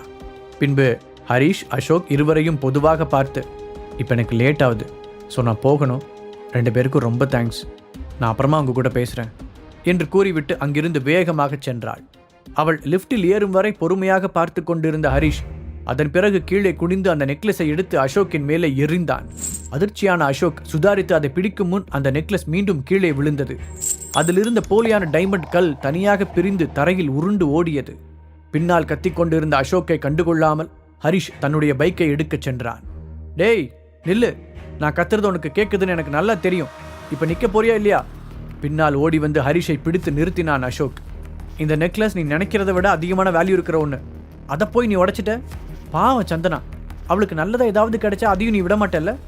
அசோக் கடுப்பாக கேட்டான். அவனை திரும்பி கண்களில் தீயுடன் முறைத்த ஹரிஷ், உனக்கு 3 விஷயம் சொல்லிக்கிறேன். பாயிண்ட் 1, சந்தனா என்னோட ஒய்ஃப். நீ அவகிட்ட இருந்து தள்ளி இருக்கிறதா உனக்கு நல்லது என்று கூறிவிட்டு அவனுடைய பைக்கை எடுத்தான்.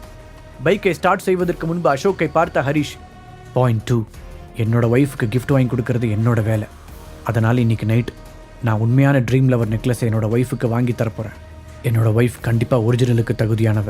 அது அவளோட புருஷன் நான் தான் வாங்கி தருவேன், நீ வாங்கி தரணும்னு அவசியம் இல்லை. அழுத்தம் திருத்தமாக சொன்னவன், பாயிண்ட் 3, நீ கொஞ்சம் நகரு, வெளியே போகிற வழியை அடைச்சிட்டு நிற்கிற என்று அலட்சியமாக கூறினான். நல்ல கனவுக்காங்கிற, உன்னால் உருப்படியாக ஒரு கார் கூட வாங்க முடியல, நீ அவளுக்காக 30 கோடி ரூபா நெக்லஸை வாங்கி தர போறியா? நீயே ஒரு பெரிய லூசர். பைக்கில் செல்லும் ஹரிஷின் முதுகை பார்த்து கத்திய அசோக் குனிந்து ஒரு கல்லை எடுத்தான். அதை வேகமாக ஹரிஷின் பைக்கை குறிவைத்து எறிய அது பைக்கின் பின்புறத்தை தாக்கியது. எப்படியோ பைக்கின் லைட்டை உடைத்து விட்டதை நினைத்து திருப்தியாக சிரித்து கொண்டான் அசோக். இதனால் கூடிய விரைவில் அவனுடைய வாழ்க்கையில் எரியும் வெளிச்சம் நொறுங்கப் போவதை அப்போது அவன் அறியவில்லை. சந்தனாவின் ஆபீஸில் வேலை செய்யும் சிலர் ஹரிஷ் உடைந்து போன பைக்கை ஓட்டிச் செல்வதை போட்டோ எடுத்து வைத்தனர். அந்த ஆபீஸ் பில்டிங்கின் டாப் ஃப்ளோரில் அமைந்திருந்த தன்னுடைய கேபினிற்கு சென்ற சந்தனா டேபிளுக்கு பின்னால் இருந்த ரோலிங் சேரில் அமர்ந்தாள். அவள் ஜன்னலுக்கு வெளியே விரித்து பார்த்தபோது அவளுடைய கண்கள் கோபத்தால் சிவந்திருந்தது. இன்னைக்கு எனக்கு முக்கியமான நாள்னு ஹரிஷுக்கு தெரியும். இருந்தாலும் அசோக் கூட சண்டை போட்டுட்டு இருக்கான். அசோக் எப்பவுமே கொஞ்சம் ஓவரா தான் போவான்னு எனக்கு தெரியும். அவனோட கேரக்டரே அப்படித்தான். அதுவும் இல்லாமல் ஒரு இன்வெஸ்டர் கூட்டிட்டு வரேன்னு அசோக் ப்ராமிஸ் பண்ணியிருந்தான். இப்போதைக்கு அவனோட ஹெல்ப்பை என்னால் மறுக்க முடியாது. கம்பெனியை காப்பாற்ற கண்டிப்பாக அவனோட உதவி தேவை. இப்போ ஹரிஷ் வேற அசோக்கை ஹர்ட் பண்ணிட்டதால அசோக் அவன் சொன்ன அந்த இன்வெஸ்டரை கூட்டிட்டு வருவானானே தெரியல. அப்படி சப்போஸ் அவன் கூட்டிட்டு வரலனா அந்த 4 கோடி ரூபாய்க்கு நான் என்னதான் பண்ண போறேன்? கவலையுடன் யோசித்தாள் சந்தனா. அப்பொழுது அவளுடைய போன் ரிங் அடிக்க ஸ்கிரீனில் ஹரிஷுடைய பெயர் தெரிந்தது. எடுத்து ஆன் செய்தவள் கீழுதட்டை கடித்துக்கொண்டே, இப்போ உங்கூட பேச எனக்கு விருப்பம் இல்லை ஹரிஷ் என்று கூறினாள். சந்தனா, கொஞ்ச நேரத்துக்கு முன்னாடி நடந்ததுக்கு சாரி. நீ எவ்வளோ ஸ்ட்ரெஸ்டாக இருக்கேன்னு எனக்கு தெரியும். நான் தேவையில்லாமல் அந்த அசோக்கை பார்த்து அப்படி டென்ஷனாக இருக்கக்கூடாதான். சொல்லப்போனால் அவன்லாம் எனக்கு ஒரு ஆளே இல்லை என்றான் ஹரிஷ். ஆனால் அவன் தான் என்னோட கம்பெனியை காப்பாற்றுறதுக்கு இருக்கிற கடைசி வாய்ப்பு. சண்முக ராஜேஸ்வரங்கிற ஒரு பெரிய பணக்காரரை நம்ம கம்பெனியில் இன்வெஸ்ட் பண்ண கூட்டிகிட்டு வரதா அசோக் சொன்னான். அவங்கள பற்றி நீ கேள்விப்பட்டிருக்கியான்னு கூட எனக்கு தெரியல. அவங்க நம்ம ஸ்டேட்லேயே பெரிய பணக்கார பிஸ்னஸ் ஃபேமிலியில் ஒரு ஃபேமிலி.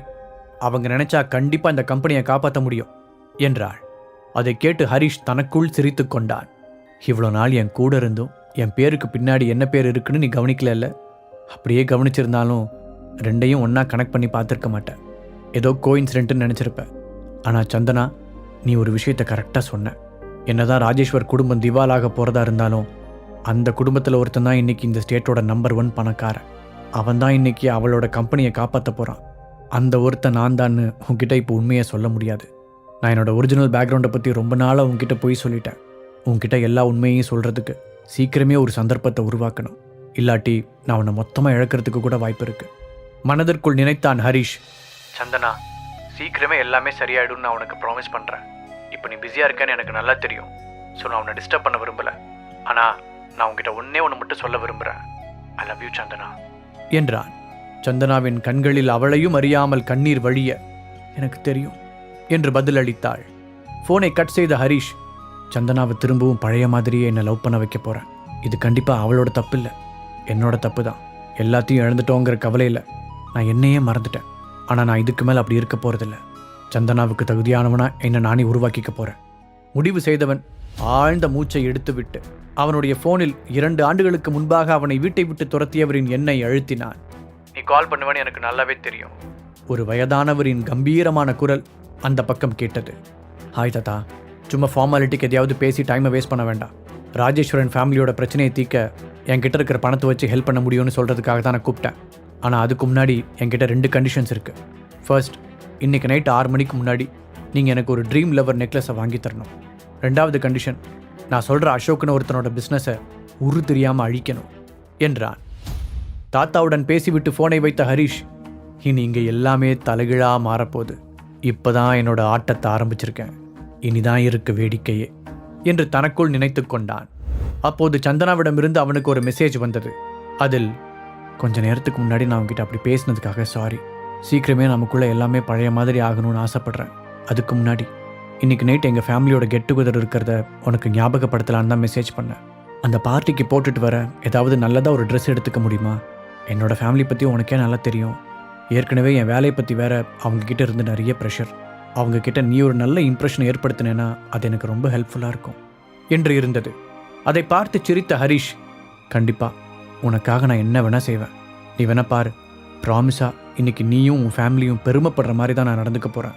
லவ் யூ என்று பதில் மெசேஜ் டைப் செய்து அனுப்பினான். அவ்வளவு நேரம் தன்னுடைய பைக்கிலேயே உட்கார்ந்திருந்த ஹரிஷ் ஹெல்மெட்டை கழட்டிவிட்டு தனக்கு முன்னால் இருந்த பில்டிங்கை பார்த்தான். இந்த ஊரிலேயே மிகவும் ரிச்சான ஏரியாவில் அந்த காஸ்ட்லியான பில்டிங் இருந்தது. அதை பில்டிங் என்று சொல்வதை விட பேலஸ் என்று கூறுவது பொருத்தமாக இருக்கும். சில நிமிடங்களுக்கு பிறகு ஹரிஷ் அந்த பேலஸின் உள்ளே தன் தாத்தா பயன்படுத்தும் அறையில் அமர்ந்திருந்தான். ஹரிஷ் அவனுக்கு ஆப்போசிட் சைடில் நின்றிருந்த ஹரிஷின் சித்தப்பா ஆனந்த், உன் தாத்தாவால் இங்கே வர முடியல, அதனால் அவருக்கு பதிலாக என்ன அனுப்பி வச்சிருக்காரு என்று அவனிடம் சொல்லிக் கொண்டிருந்தார். அப்படியே முன்னால் வந்து அவர் ஹரிஷை அணைக்க அவன் அசையாமல் அப்படியே உட்கார்ந்திருந்தான். உன்னை பார்த்ததில் ரொம்ப சந்தோஷம் ஹரிஷ். இந்த கொஞ்ச வருஷத்தில் நீ ஆளே மாறி போன மாதிரி இருக்க. இந்த ஃப்ரீடமான லைஃப்பை நீ நல்லா என்ஜாய் பண்ணியிருப்ப போல என்று ஆனந்த் கூற அவரை ஒரு ஷார்ப்பான பார்வை பார்த்த ஹரிஷ், ஓ, என்னை வீட்டை விட்டு துரத்தி அனுப்புனது இப்போ ஃப்ரீடமான லைஃப் ஆயிடுச்சா என்று கிண்டலாக கேட்டான். ஹரிஷ், நான் அந்த அர்த்தத்தில் சொல்லலை. அப்புறம் அன்னைக்கு அப்படி நடக்கும்னு நானும் எதிர்பார்க்கல. அது அவர் தொடர்ந்து ஏதோ சொல்ல போக குறுக்கிட்ட ஹரிஷ், சித்தப்பா, நான் பாஸ்ட்டை பற்றி ஆர்கியூ பண்ணுறதுக்காக இங்கே வரல. ஸோ டேரெக்டாக பாயிண்ட்டுக்கு வருவோமா? ராஜேஸ்வரன் குடும்பத்துக்கு எவ்வளோ பணம் தேவை என்றான். அவர்களின் ஃபேமிலி பிஸ்னஸை பொறுப்பெடுத்து நடத்தும் ஆனந்த், அது ஒன்றும் ரொம்ப பெரிய அமௌண்ட் இல்லை என்று இழுத்தார். அதை கேட்டு புருவங்களை உயர்த்தி ஆச்சரியமாக பார்த்த ஹரிஷ், பெரிய அமௌண்ட் இல்லைன்னா நீங்கள் என்ன தேடி வரணும்னு அவசியம் இல்லையே. சரி, உங்களோட டிக்ஷனரியில் அந்த சின்ன அமௌண்ட் எவ்வளோனாவது சொல்லுங்கள் என்று கேட்டான். 8,000 கோடி தயக்கத்துடன் ஆனந்த் கூறினார். ஓ, 8,000 கோடி இப்போ பெரிய அமௌண்ட் இல்லையா? அதை விட கம்மியான அமௌண்ட்டை இன்வெஸ்ட் பண்ணதுக்காக தானே என்னை வீட்டை விட்டே துரத்துனீங்க, அது ஞாபகம் இருக்கா? சிரித்துக்கொண்டே நக்கலாக கேட்டான் ஹரிஷ். ஆமாம், நாங்கள் தான் தப்பு பண்ணிட்டோம். நாங்கள் மோசம்னு நினச்ச இன்வெஸ்ட்மெண்ட்டு தான் இன்றைக்கி எங்களை காப்பாற்றும்னு நாங்கள் எதிர்பார்க்கவே இல்லை. சரி, நீ என்ன சொல்கிற? 8,000 கோடி எங்களுக்கு கொடுத்து ஹெல்ப் பண்ண முடியுமா என்றவரை நிமிர்ந்து பார்த்தவன் இருக்கையிலிருந்து எழுந்தான். சித்தப்பா, எனக்கு கொஞ்சம் முக்கியமான வேலை ஒன்று இருக்குது, இப்போ தான் ஞாபகம் வந்துச்சு, நான் கிளம்புறேன் என்றான். அவனை கை நீட்டி தடுத்த ஆனந்த், அந்த அமௌண்ட்டை மட்டும் நீ இப்போ தரலனா ராஜேஸ்வரன் குடும்பமே அழிஞ்சு போயிடும் ஹரிஷ். ப்ளீஸ், நான் உன்னை கெஞ்சி கேட்டுக்கிறேன். உன்னால் மட்டும்தான் நம்மளோட சாம்ராஜ்யத்தை காப்பாற்ற முடியும். நீ போட்ட கண்டிஷன்ஸை முடிக்க சொல்லி நான் ஏற்கனவே என் ஆளுங்கிட்ட சொல்லிட்டேன். ஸோ இப்போ நீ இதிலிருந்து பின்வாங்க முடியாது. இதுக்காக நீ என்ன கேட்டாலும் நாங்கள் செய்ய தயாராக இருக்கோம் என்று அவசரமாக கூறினார். சிறிது நேரம் அவரை அமைதியாக பார்த்த ஹரிஷ், எனக்கும் இந்த குடும்பத்துக்கு ஹெல்ப் பண்ணக்கூடாதுன்னெலாம் எதுவும் இல்லை சித்தப்பா. ஃப்ராங்காக சொல்லணும்னா 8,000 crore ரொம்ப பெரிய அமௌண்ட். இப்போ என்கிட்ட அவ்வளோ அமௌண்ட் இருக்கிறதா எனக்கு தோணலை. அப்புறம் எப்படி அதை நான் உங்களுக்கு கொடுக்க முடியும் என்று கேட்டான். ஹரிஷ், நீ இவ்வளோ மோசமாக எங்களை பழி வாங்கணும்னு நினைக்கிற? உன்னோட ஸ்டாக்ஸோட வேல்யூவை நீ இன்னும் செக் பண்ணி பார்க்கலையா? நடிக்காத ஹரிஷ். பென்குயின் கம்பெனியில் நீ இன்வெஸ்ட் பண்ணி வாங்கின 20% ஸ்டாக்ஸோட வேல்யூ இன்னைக்கு 9,300 crores. இப்போ நம்ம பேசிகிட்டு இருக்கிற இந்த நிமிஷத்தில் கூட வேல்யூ அதிகமாகிட்டே போகுது. இந்த விஷயம் மற்றவங்களுக்கு வேணால் தெரியாமல் இருக்கலாம், எனக்கும் உங்கள் தாத்தாவுக்கும் நல்லாவே தெரியும் என்று கோபமாக பேசிய ஆனந்த் சிறிது இடைவெளி விட்டு தனது குரலை மென்மையாக்கி கொண்டார். ஹரிஷ், நீ கொஞ்சம் மனசாட்சியோட யோசிச்சுப்பார். ராஜேஸ்வரன் குடும்பத்தில் நீ ஒரு ஆளுங்கிறத மறந்துடாத. நம்ம ஃபேமிலியை பாதுகாக்க வேண்டிய கடமை உனக்கும் இருக்கு. அவனை கன்வின்ஸ் செய்வதற்காக ஏதேதோ சொன்னார். ஆனந்த் சொன்ன தொகையை கேட்டதும் ஹரிஷ் தன்னுடைய ஹார்ட் பீட் வெளியே கேட்பதை உணர்ந்தான். என்கிட்ட 9,000 crores இருக்கா? இன்னைக்கு காலையில் வரைக்கும் என்கிட்ட மொத்தமாக 5,000 ரூபா கூட இல்லை. ஆனால் இப்போது நான் 9,000 கோடி ரூபாய்க்கு அதிபதி. இதை வச்சு என்னால் எவ்வளோ பெரிய சாம்ராஜ்யத்தை வேணாலும் உருவாக்க முடியும் நினைத்த ஹரிஷ் அவனுடைய சித்தப்பாவை நேராக பார்த்தான். சித்தப்பா, 2 வருஷத்துக்கு முன்னாடி தாத்தா என்னை குடும்பத்திலேருந்து வெளியே போன்னு சொன்னப்போ யாருக்குமே நான் இந்த குடும்பத்தை ஆளுங்கிறது ஞாபகத்துக்கு வரலையே. அப்போ நான் மட்டும் ஏன் அதை பற்றி யோசிக்கணும் என்ற ஹரிஷின் கேள்விக்கு ஆனந்தால் பதிலளிக்க முடியவில்லை. எனக்கு இப்போ ஒரு ஒய்ஃப் இருக்கா, அது உங்களுக்கு தெரியுமா? நீங்களா என்னை வீட்டை விட்டு துரத்த முடிவு பண்ண அதே நாளில் தான் எனக்கு நிச்சயமாச்சு. நான் இப்போ வேற ஒரு குடும்பத்தோட மருமகன். அப்படி இருக்கும்போது ஏன் என்னோட விசுவாசத்தை அவங்கள விட்டுட்டு உங்ககிட்ட காட்டணும்? ஆவேசமாக கேட்ட ஹரிஷ், இப்போ கூட இந்த ஃபேமிலி திவாலாகிற நிலைமைக்கு போகலைன்னா நீங்களா என்னை பற்றி நினச்சிருக்க கூட மாட்டீங்க. இவ்வளோ நாள் நான் உயிரோடு இருக்கேனா செத்துட்டேனாங்கிறத பற்றி கூட நீங்கள் யாரும் கவலைப்படலை. அப்புறம் நான் மட்டும் ஏன் உங்களுக்காக கவலைப்படணும் என்றார். சில நொடிகள் மௌனமாக இருந்த ஆனந்த், ஹரிஷ், நாங்கள் செஞ்சது பெரிய தப்பு தான். நம்ம மொத்த குடும்பத்து சார்பாகவும் நான் உங்ககிட்ட மன்னிப்பு கேட்டுக்கிறேன். இப்போ அதெல்லாம் கொஞ்சம் தள்ளி வச்சுட்டு ப்ளீஸ் நம்ம குடும்பத்துக்காக இந்த உதவியை பண்ணு. இப்போ நீ மட்டும் இதை பண்ணலைன்னா ராஜேஸ்வரன் வம்சமே இருந்த இடம் தெரியாமல் அழிஞ்சு போயிடும். கெஞ்சுவது போல் கேட்டவர் ஹரிஷின் முகம் இழகாமல் இருப்பதை கவனித்தார். ஏதோ ஒரு முக்கியமான முடிவை எடுப்பது போல அமைதியாக சில நிமிடங்கள் யோசித்த ஆனந்த் பின்பு ஹரிஷை பார்த்தார். ஹரிஷ், நீ மட்டும் எங்களுக்கு ஹெல்ப் பண்ணேன்னா உன்னை நம்ம தியானா மீடியா கம்பெனியோட பிரசிடெண்ட்டாக மாற்றுறேன். எல்லா ஃபார்மாலிட்டிஸையும் முடிக்க எனக்கு ஒரு நாள் தேவைப்படும். நாளைக்கு நீ உன்னோட பொசிஷனில் வந்து உட்காரலாம். நாளைக்கு இதே நேரத்தில் உன்கிட்ட ஒரு சொந்த கம்பெனி இருக்கும் என்று அவசரமாக கூறினார். அவரை பார்த்து சிரித்த ஹரிஷ், தியானா மீடியா நம்ம அகிலா சித்தியோடது தானே? உங்களோட நன்மைக்காக மற்றவங்களோட பொருளை தூக்கி கொடுக்கறது உங்களுக்கு ரொம்ப ஈஸியாக இருக்குல்ல என்று கேட்டான். ஃபேமிலியை காப்பாற்றுறதுக்காக அவள் கண்டிப்பாக இதை செய்வாள். தியானா மீடியா நம்ம ஃபேமிலி பிஸ்னஸ்லேயே அதிகமான ப்ராஃபிட் இருக்கிற கம்பெனி. அது மட்டும் இல்லாமல் நம்ம நாட்டிலேயே ரொம்ப சக்ஸஸ்ஃபுல்லான என்டர்டெயின்மெண்ட் கம்பெனியும் கூட. இனி அது மொத்தமாக உனக்கு சொந்தமானதாக இருக்கும். அவர் ஹரிஷுக்கு ஆசை காட்டினார். அதை கேட்டு பற்களை கடித்த ஹரிஷ், சரி சித்தப்பா, இந்த டீல் நான் அக்செப்ட் பண்ணிக்கிறேன். நான் உருவாக்க போகிற என்னோட சொந்த சாம்ராஜ்யத்துக்கு இந்த தியானா என்டர்டெயின்மெண்ட் முதல் படிக்கலாக இருக்கட்டும். அப்புறம் எனக்கு ஒரு முக்கியமான வேலை இருக்குன்னு நான் முன்னாடி சொன்னது பொய்யில்லை. ஸோ நான் இப்போ அவசரமாக கிளம்பி ஆகணும் என்று கூறிவிட்டு அங்கிருந்து வெளியேற முயற்சித்தான். ஒரு நிமிஷம் அவனை தடுத்து நிறுத்திய சித்தப்பா, அப்படின்னா நீ எங்களுக்கு என்று கேள்விக்குறியுடன் அவனை பார்த்தார். ஆமாம், நான் என்னோட பணத்தை கொடுத்து இந்த குடும்பத்தை காப்பாற்றலான்னு முடிவு பண்ணிட்டேன். இப்போவாவது பணத்தை விட குடும்பம் தான் முக்கியன்றது உங்கள் எல்லாருக்குமே புரியும்னு நம்புகிறேன் அழுத்தமாக கூறினான் ஹரிஷ். உனக்கு நாங்கள் இவ்வளோ பெரிய தப்பு பண்ணதுக்கப்புறமும் நீ எங்களுக்கு ஹெல்ப் பண்ண முன் வர்றது உண்மையிலேயே ரொம்ப பெரிய விஷயம். இது நம்ம குடும்பத்தையே ஒரு பெரிய அழிவிலிருந்து காப்பாற்ற போகுது. ரொம்ப தேங்க்ஸ் ஹரிஷ் என்று மனதார நன்றி கூறினார் ஆனந்த். அவர்கள் குடும்பத்திற்கு சொந்தமான அந்த மாளிகையிலிருந்து வெளியே வந்த ஹரிஷ் வாட்சை பார்த்தவன், அடடா, எங்கள் காலேஜ் ரீயூனியன் மீட்டுக்கு போகிறதுக்கு டைம் ஆயிடுச்சே என்று நினைத்தவாறு பைக்கை எடுத்துக்கொண்டு அவசரமாக கிளம்பினார். நாங்கள் டிகிரியை கம்ப்ளீட் பண்ணதுக்கப்புறம் இப்போ தான் ஃபர்ஸ்ட் டைமாக ஒன்றா மீட் பண்ண போகிறோம். இடையில பல வருஷம் ஓடிப்போச்சு. திரும்பவும் அவங்க எல்லாரையும் பார்க்க போகிறேன்னு நினைக்கும் போது ரொம்ப எக்ஸைட்டிங்காக இருக்குது. நான் எப்படி வளர்ந்துருக்கேன்னு காமிக்கிறேன். பார்ட்டிக்கு போகிறதுக்கு முன்னாடி வீட்டில் போய் ட்ரெஸ் மாற்றிட்டு போயிடலாம் நினைத்த ஹரிஷ் வீட்டிற்கு செல்லும் பாதைக்கு வண்டியை திருப்பினார்.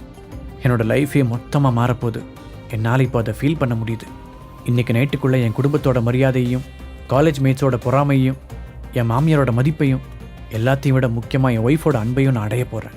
விசில் அடித்துக்கொண்டே சந்தோஷமாக வீட்டிற்குள் நுழைந்தான் ஹரிஷ். அதே நேரத்தில் தன்னுடைய ஆஃபீஸில் இருந்த சந்தனா காரிடாரில் நடந்து செல்லும் போது அவளுடைய ஆஃபீஸ் மேட்ஸ் சிரிப்பதை கேட்டாள். பிரேக் ரூமிற்குள் நுழைந்த அவள் அங்கிருப்பவர்கள் ஃபோனில் எதையோ பார்த்து சிரித்து கொண்டிருப்பதைக் கண்டாள்.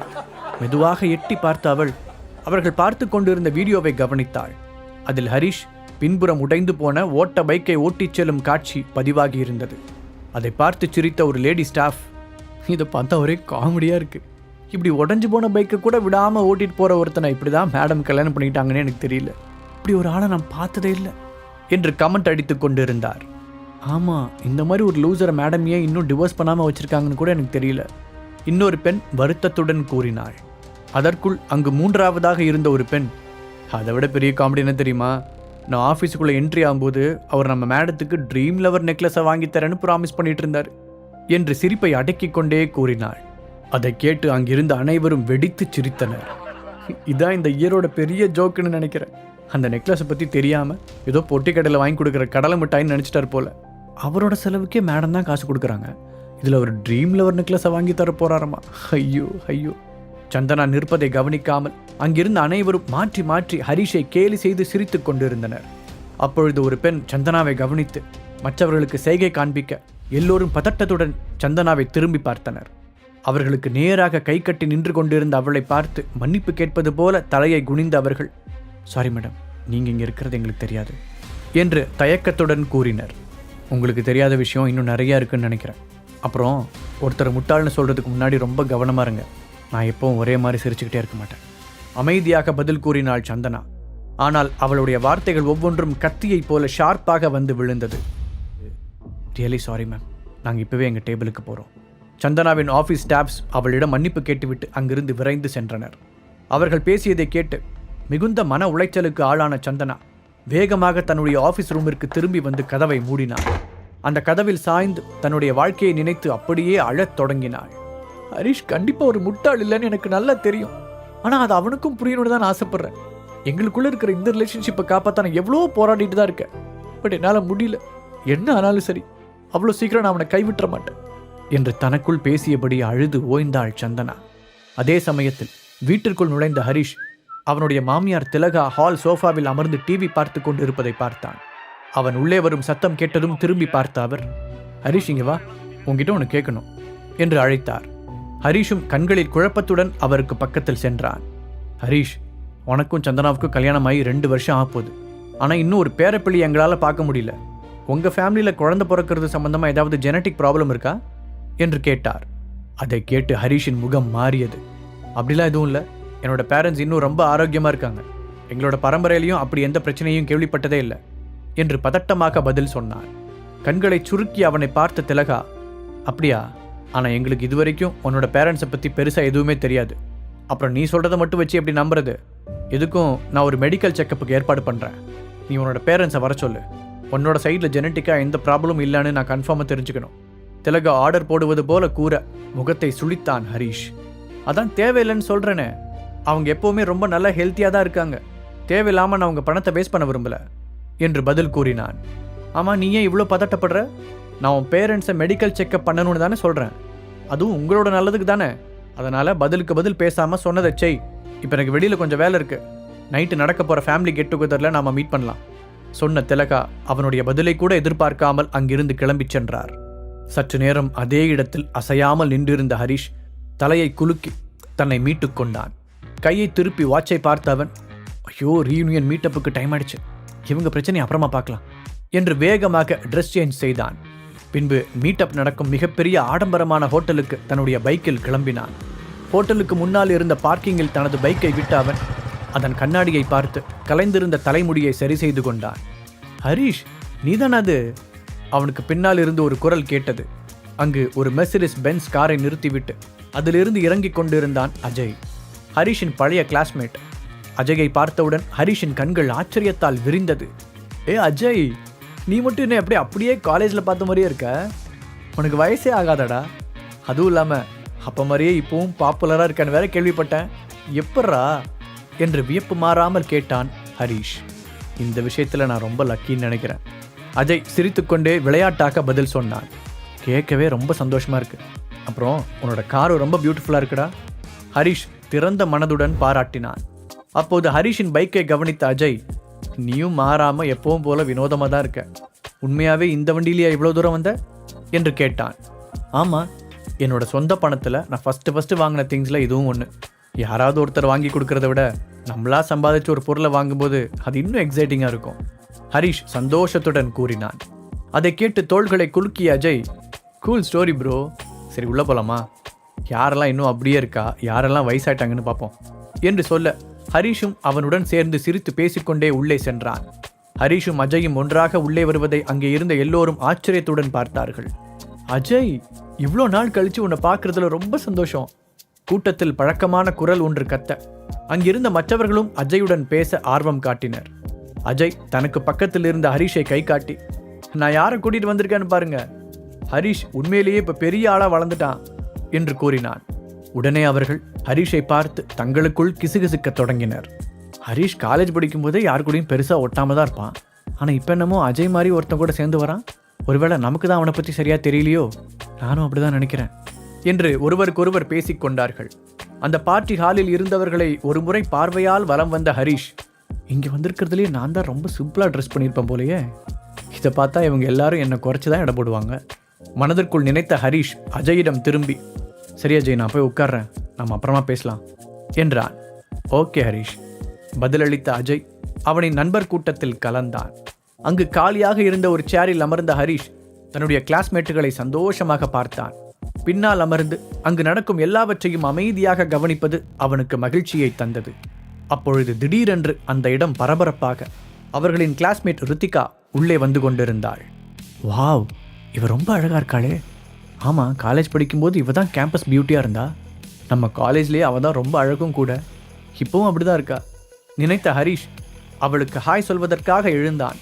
ஆனால் அவனுக்கு முன்பாக முந்திக் கொண்ட அஜய் நேராக ரித்திகாவிடம் சென்று, ஹாய் ரித்தி, என்னை மறந்துட்டியா என்று கேட்டான். அவனை பார்த்து பிரைட்டாக ஸ்மைல் செய்த ரித்திகா, அஜய் நீ கொஞ்சம் கூட மாறவே இல்லை என்று கூறினாள். பதிலுக்கு சிரித்த அஜய், அது ஏதோ ஒரு மோசமான விஷயம் மாதிரி சொல்ற என்றான். அவனை பார்த்து தலையை சாய்த்து அழகாக சிரித்த ரித்திகா, நம்ம காலேஜ் படிக்கும்போது டேட் பண்ணிட்டு இருந்தோம், ஸோ அது ஒன்றும் அவ்வளோ மோசமான விஷயம்லாம் இல்லை கிண்டலாக கூறினாள். ஆமாம், அதெல்லாம் பியூட்டிஃபுல்லான மெமரிஸ். இப்போ நினச்சாலும் அந்த நாள்லாம் திரும்பி வராது. ஆனால் நீ இப்போவும் ரொம்ப அழகாக தான் இருக்க. சரி, இப்போ என்ன பண்ணிட்டு இருக்க என்று கேட்டான் அஜய். பெருமையாக அஜயை பார்த்த ரித்திகா, சொன்னால் கொஞ்சம் கிளீஷேவாக தான் இருக்கும், இப்போவே அதை சொல்கிறது சரியானு கூட எனக்கு தெரியல, ஆனால் ஒரு பெரிய மீடியா கம்பெனியில் கான்ட்ராக்ட் சைன் பண்ண போகிறேன் என்றாள். நிஜமா சொல்றியா? கங்க்ராட்ஸ். அப்போ கூடிய சீக்கிரம் இந்த ஃபேமஸ் ரித்திகா என் ஃப்ரெண்டு தானே எல்லார்கிட்டையும் சொல்ல போகிறேன். அஜய் அவளை பாராட்ட ரித்திகாவின் கன்னங்கள் சிவந்தது. ஆக்சுவலாக இன்னும் அஃபிஷியலாக சைன் பண்ணல, பட் பேச்சுவார்த்தைலாம் பாசிட்டிவாக தான் போயிட்டுருக்கு. ஸோ கூடிய சீக்கிரமே அந்த நல்ல விஷயம் நடக்க போகுதுன்னு நினைக்கிறேன். ரித்திகாவும் சந்தோஷமாக கூறினாள். கண்டிப்பாக ரித்திகா, உன்னை போய் யாராவது ரிஜெக்ட் பண்ணுவாங்களா சொல்லிவிட்டு அஜய் சிரித்தான். அப்பொழுது ஹரிஷுக்கு பக்கத்தில் ஒரு பெண்கள் கூட்டம் வந்து அமர்ந்தது. அதில் ஒரு பெண் மற்ற பெண்களை பார்த்து, ஏய் ரித்திகா ஒரு ஸ்டாராக போகிறான்னு கேள்விப்பட்டேன், ராஜேஸ்வரன் குரூப்ஸை சேர்ந்த தியானா மீடியா கம்பெனியில் தான் அவள் கான்ட்ராக்ட் சைன் பண்ண போகிறாளாம் என்று கிசுகிசுப்பாக கூறினாள். அப்படியா? அந்த மீடியா கம்பெனி நம்ம கண்ட்ரிலேயே one of the biggest company. Rithika அதில் சைன் பண்ண போகிறானா? கூடிய சீக்கிரமே அவள் ரொம்ப பெரிய ஆளாக வரப்போகிறான்னு அர்த்தம். எதுக்கும் நான் இப்போவே அவகிட்ட ஆட்டோகிராஃப் வாங்கி வச்சுக்கிறேன் சொல்லிக்கொண்டே ஒரு பெண் எழுந்தாள். அதை பார்த்த மற்ற பெண்களும், இது நல்ல ஐடியாவாக இருக்கே, இப்போவே அவகிட்ட ஆட்டோகிராஃப் வாங்கி வச்சுக்கிட்டா பின்னாடி அது ஒர்த்தா கூட ஆகலாம். அந்த 3 பெண்களும் எழுந்து ரித்திகாவின் அருகில் சென்றனர். ரித்திகா, எங்களுக்கு உன்னோட ஆட்டோகிராஃப் வேணும் அவர்கள் கேட்க ரித்திகாவும் சிரித்துக்கொண்டே அவர்களுடன் உரையாடினாள். இதையெல்லாம் பார்த்த ஹரிஷ், உண்மையிலேயே இது ரித்திகாவுக்கு ஏற்ற ஜாப் தான். சின்ன வயசுலேருந்து அவளோட கனவை விடாமல் வச்சுக்கிறதுக்கு நான் ரொம்ப சந்தோஷப்படுறேன். நிஜமாவே தியானா மீடியா கூட தான் அவள் சைன் பண்ண போகிறான்னா அவளை பற்றி நாம் இன்னும் கொஞ்சம் நல்லா தெரிஞ்சுக்கணும். எப்படி இருந்தாலும் நாளைக்கு மார்னிங்லேருந்து நான் தான் அந்த கம்பெனியோட அஃபிஷியல் ஓனர். அப்படி இருக்கும்போது என்னோட கிளைண்ட்ஸோட ஒரு நல்ல ரிலேஷன்ஷிப்பை பில்ட் பண்ணுறது கம்பெனியை ஸ்மூத்தாக நடத்த ஹெல்ப்ஃபுல்லாக இருக்கும்ல. ஏன்னா அவன் யோசித்து கொண்டு இருக்கும்போதே ரித்திகாவும் அஜயும் ஹரிஷுக்கு சற்று தொலைவில் வந்து அமர்ந்தனர். தனக்கு ரைட் சைடில் சற்று தூரத்தில் அமர்ந்திருந்த ரித்திகாவை பார்த்த ஹரிஷின் முகம் மலர்ந்தது.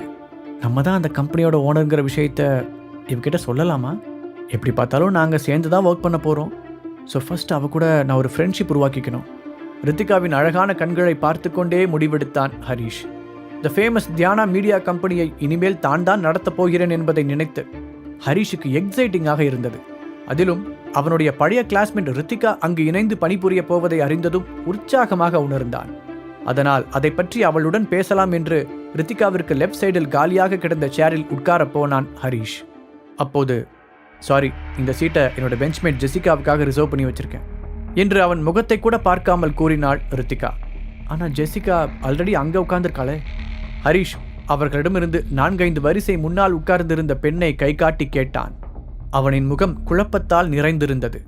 இப்போது நேரடியாக அவனை பார்த்து முகத்தை சுளித்த ரித்திகா தன் மூக்கை மூடிக்கொண்டே, உன்கிட்ட இருந்து ஒரு வித்தியாசமான ஸ்மெல் வருது, அது எனக்கு அன்கம்ஃபர்டபுளா இருக்கு, அதனால நீ கொஞ்சம் சீட் மாறி உட்கார்ந்தா நல்லா இருக்கும் என்று முகத்தில் அடித்தார் போல் கூறினாள். ஹரிஷ் திகைத்து போனான். அவன் இங்கு வருவதற்கு முன்புதான் குளித்து ட்ரெஸ் மாற்றி இருந்தான்.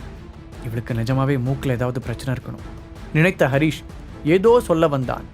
அதற்குள் அங்கிருந்து அவனுடைய மற்ற கிளாஸ்மேட்டுகள் அவர்கள் பங்கிற்கு அவனை இன்சல்ட் செய்து சிரிக்கத் தொடங்கினர். மகிழ்ச்சியாக அந்த பார்ட்டிக்கு வந்த ஹரிஷின் முகம் கோபத்தில் இறுக்கமாக மாற ஆரம்பித்தது. அவர்களுடைய மற்ற கிளாஸ்மேட்டுகளும் ஹரிஷை கேலி செய்து சிரிக்க ஆரம்பித்தனர். என்னை பார்த்து கிண்டல் பண்ணி சிரிக்கிறீங்களா? நல்லா சிரிங்க. கூடிய சீக்கிரம் நான் ஒரு பெரிய சாம்ராஜ்யத்தையே கட்டி எழுப்ப போறேன். அப்போ எனக்கு முன்னாடி நீங்களாம் ஒரு சின்ன துரும்பு மாதிரி இருக்க போறீங்க. இன்னைக்கு என்ன ஒரு ஃபூல்னு நினைச்சு ட்ரீட் பண்ற நீங்க அன்னைக்கு என்னோட உயரத்தை பிரமிச்சு போய் பார்ப்பீங்க. அதுக்கான நாள் ரொம்ப தூரத்தில் இல்லை. மனதில் நினைத்த ஹரிஷ் அவர்களுக்கு தக்க பதிலடி கொடுக்க எழுந்தான். ஆனால் அதற்குள் அங்கு வந்த அவனுடைய பழைய நண்பன் நிக்கில் ஹரிஷை அங்கிருந்து இழுத்து கொண்டு சென்றான். அவர்கள் இருவரும் அந்த பார்ட்டி ஹாலின் ஒரு கார்னரில் சென்று அமர்ந்தனர். ஏ ஹரிஷ், ரித்திகா மாதிரி பொண்ணுங்கெல்லாம் நம்ம ரேஞ்சுக்கு செட் ஆக மாட்டாங்க. நீ ஏன் தேவையில்லாமல் அவகிட்டலாம் வம்புக்கு போற? நம்ம 2 பேர் மீட் பண்ணி எவ்வளோ நாள் ஆச்சு? பசிக்குது, ஏதாவது சாப்பிடலாமா என்று கேட்டான் நிக்கில். அஜயுடன் பேசி சிரித்து கொண்டு இருந்த ரித்திகாவை திரும்பி வெறுப்புடன் பார்த்தான் ஹரிஷ். பிறகு அவளைப் போலவே தலையை சாய்த்து கிண்டலாக சிரித்தவன் அதன் பிறகு அவளை கண்டுகொள்ளவே இல்லை. டிஜே மியூசிக் பிளே செய்ததும் அங்கிருந்தவர்கள் எழுந்து ஆடத் தொடங்கினர். அப்பொழுது ஒரு பெண், ரித்திகா, நீ தான் சின்ன வயசுல இருந்தே நல்ல டான்ஸ் ஆடுவியே, வந்து ஆடு என்று கூற மற்றவர்களும் ரித்திகாவை டான்ஸ் ஆடச் சொல்லி உற்சாகப்படுத்தினர். முதலில் கொஞ்சம் பிகு செய்தவள் அவளுடைய கிளாஸ்மேட்ஸ் எல்லோரும் சேர்ந்து வற்புறுத்தவும் ஆட வந்தாள். அவளுடைய பிரைட்டான கண்களும் கைப்பிடிக்குள் அடங்கிவிடும் ஸ்லிம்மான இடுப்பும் அங்கிருந்த அனைத்து ஆண்களையும் கவர்ந்தது. இடுப்பை வளைத்து அவள் ஆடியது மிகவும் கவர்ச்சிகரமாக இருந்தது. ஒரு வழியாக அந்த கெட் டுகெதர் பார்ட்டி முடிவுக்கு வந்தது. அப்போது ரித்திகாவை டிராப் செய்ய அங்கிருந்த பாய்ஸ் அனைவரும் போட்டி போட்டனர். அவர்கள் ஒவ்வொருவரிடமும் மிகவும் காஸ்ட்லியான கார்கள் இருந்தது. இல்லை பரவாயில்ல, என்கிட்டயே கார் இருக்கு, எனக்காக காரோட டிரைவர் வெளியிலே வெயிட் பண்ணிட்டு இருக்காங்க என்று அவர்களை லெஃப்ட் ஹேண்டில் டீல் செய்த ரித்திகா அவளுடைய காரில் ஸ்டைலாக ஏறிச் சென்றாள். அவ்வளவு நேரம் அவளை நான் தான் டிராப் பண்ணுவேன் என்று தங்களுக்குள் அடித்து கொண்டிருந்த அனைவரும் ஒருவர் முகத்தை ஒருவர் பார்க்க முடியாமல் சங்கடத்துடன் விழித்தனர். ரித்திகா கார் ஏறி செல்வதை பார்த்த நிக்கில், உண்மையிலேயே ரித்திகா ரொம்ப பியூட்டிஃபுல்லா இருக்கா, அவளுக்காக என்ன வேணா செய்யலான்னு தோணுது என்றான். அதற்கு ஹரிஷ் எந்த பதிலும் கூறாமல் சிரிக்க மட்டும் செய்தான். அந்த சிரிப்பிற்கு என்ன அர்த்தம் என்பது நிக்கிலுக்கு புரியவில்லை. வெறும் அழகை மட்டும் வச்சுட்டு என்ன பண்றது? சக மனுஷங்களை மதிக்க தெரியலையே, ஆணவ இருக்கிற இடத்துல எவ்வளோ அழகா இருந்தாலும் அது வேஸ்ட்டு தான் என்று நினைத்த ஹரிஷுக்கு அவனுடைய மனைவியின் ஞாபகம் வந்தது. சந்தனா எவ்வளோ அழகா இருந்தாலும் அவகிட்ட அதை பத்தின திமிர் கொஞ்சம் கூட இருக்காது என்று அவன் சந்தனாவின் நினைவில் மூழ்க அப்போது சரியாக அவனுடைய போன் அடித்தது. என்று அவனுடைய போனில் ஒலித்த ரிங்டோனை கேட்டு எல்லோரும் ஆச்சரியத்துடன் திரும்பி பார்த்தனர். என்ன இந்த காலத்துல போய் இவ்வளோ ஓல்டு சாங்கை ரிங்டோனா வச்சிருக்கான் என்று அவர்கள் தங்களுக்குள் முணுமுணுத்தனர். போனை எடுத்த ஹரிஷ் அதன் டிஸ்பிளேவில் வைஃப் என்ற பெயர் வர, இப்பதான் அவளை பத்தி நினைச்சேன், கரெக்டா கால் பண்ணிட்டா, என் டார்லிங்குக்கு கண்டிப்பா 100 ஆயுசு தான் நினைத்து கொண்டே சிரித்த முகத்துடன் அந்த காலை அட்டன் செய்தான். ஹரிஷ், நைட் ஃபேமிலி மீட்டிங் போகிறதுக்கு ட்ரெஸ் எடுத்துட்டியா? எடுத்துட்டேன்னா போட்டு ரெடியாரு, நான் வந்த உடனே கிளம்பணும் என்று கூறிய சந்தனாவின் வாய்ஸ் வழக்கத்தை விட இறுக்கமாக இருந்தது. அப்பொழுதுதான் ஹரிஷுக்கு இன்னும் ட்ரெஸ் எடுக்கவில்லை என்பதே ஞாபகத்திற்கு வந்தது. அச்சச்சோ, இதை சுத்தமா மறந்துட்டோமே என்று நினைத்தவன் நிக்கிலிடம் விஷயத்தை கூறிவிட்டு அங்கிருந்து புறப்பட்டான். பார்க்கிங்கில் இருந்த தன்னுடைய எலக்ட்ரிக் பைக்கை எடுத்தவன் அவசரமாக கிளம்பினான். அதை வேடிக்கை பார்த்து கொண்டிருந்த சில பெண்கள், ஓ மை காட், இந்த குட்டி பைக்லயா ஹரிஷ் கெட் டுகெதருக்கு வந்தான்? அவன் போய் சேரத்துக்குள்ள சார்ஜ் தீர்ந்து போச்சுன்னா என்ன பண்ணுவான்? ஒரு பெண் கிண்டலாக கேட்க, வேற என்ன பண்ணுவான்? ஒன்று தள்ளிட்டு போவான், இல்ல தலையில தூக்கி வச்சுட்டு போவான் என்று அவன் முகத்துக்கு பின்னால் கேலி செய்து சத்தமாக சிரித்தனர். ஹரிஷ் அவர்களிடமிருந்து விலகி கொஞ்ச தூரம் சென்றிருந்தாலும் அவனால் இந்த சிரிப்பு சத்தத்தை கிறிஸ்டல் கிளியராக கேட்க முடிந்தது. இதுக்கெல்லாம் சேர்த்து வச்சு ஒரு நாள் உங்களுக்கு மொத்தமா பதில் சொல்றேன். மனதிற்குள் சபதம் எடுத்தவன் தன்னுடைய கோபத்தை வண்டியின் வேகத்தில் காட்டினான். அதே நேரத்தில் சந்தனா அவளுடைய ஆபீஸில் இருந்து வெளியே வந்தாள். அப்போது பிளாக் சூட் அணிந்த ஒரு நபர் கையில் ஒரு கிஃப்ட் பாக்ஸுடன் திடீரென்று அவளின் முன் வந்தான். யார் நீங்க? சடனாக தன் முன் தோன்றியவனை குழப்பத்துடன் கேட்டாள். அந்த நபரோ கையில் இருந்த கிஃப்ட் பாக்ஸை சந்தனாவிடம் கொடுத்தவாறே, எங்க பாஸ் கிட்ட இருந்து உங்களுக்கு ஒரு ஸ்பெஷல் கிஃப்ட் என்று பணிவாக கூறினார். சந்தனா அந்த நபரையும் கிஃப்ட் பாக்ஸையும் புரியாமல் மாறி மாறி பார்த்து கொண்டிருந்த வேளையில் அவளுடைய 2 அசிஸ்டன்ட் பெண்கள் அங்கு வந்தனர். அவர்கள் சந்தனாவின் கையில் இருந்த கிஃப்ட் பாக்ஸை ஆர்வத்துடன் பார்த்தனர். வாவ் மேடம், உங்களுக்கு யாரோ கிஃப்ட் கொடுத்து விட்டுருக்காங்க, ஒருவேளை உங்களோட ஃபேனா இருக்குமோ என்று கேட்டனர். அவர்களை கோபமாக முறைப்பது போல் நடித்த சந்தனா, ஸ்டூபிட் மாதிரி பேசாதீங்க, நான் என்ன ஸ்டாரா ஃபேனெல்லாம் இருக்கிறதுக்கு என்றாள். அந்த கிஃப்ட் பாக்ஸை வாங்க தயங்கிய சந்தனா, யார் உங்க பாஸ் என்று அந்த பிளாக் சூட் மனிதனை பார்த்து கேட்டாள். உடனே அந்த ஆள், சாரி மேம், அதை சொல்றதுக்கு எனக்கு பெர்மிஷன் இல்லை, அவர் யாருன்னு உங்களால் கெஸ் பண்ண முடியும்னு எங்கள் பாஸ் சொன்னார். இந்த கிஃப்ட் உங்களுக்காக பர்சனலாக வாங்கினது, இன்னைக்கு நைட்டை இந்த கிஃப்ட் ஸ்பெஷலாக மாற்றி கொடுக்கும் சொல்லியவன் அங்கிருந்து வேகமாக சென்று விட்டான். மேம், அதான் கொடுத்துட்டு போயிட்டாங்களே, ப்ளீஸ் இது ஓப்பன் பண்ணுங்க, அப்படி என்னதான் உள்ள இருக்குன்னு பார்த்துருவோம். அந்த அசிஸ்டன்ட் பெண்கள் கம்பல் செய்ய சந்தனாவும் மெதுவாக அதை திறந்தாள். அந்த பாக்ஸை ஓப்பன் செய்ததும் சந்தனா அப்படியே ஸ்டன் ஆகி நின்று விட்டாள். அவள் பக்கத்தில் நின்று பார்த்து கொண்டிருந்த 2 அசிஸ்டன்ட்களும் திறந்த வாயை மூட முடியாமல் அந்த பொருளை அதிர்ச்சியுடன் பார்த்து கொண்டிருந்தனர். ஓ மை காட், இது ட்ரீம் லவர் தானே? அவர்கள் தங்களை மீறி கத்த அந்த ரேரான நெக்லஸ் லைட் வெளிச்சத்தில் மின்னலை போல டால் அடித்தது.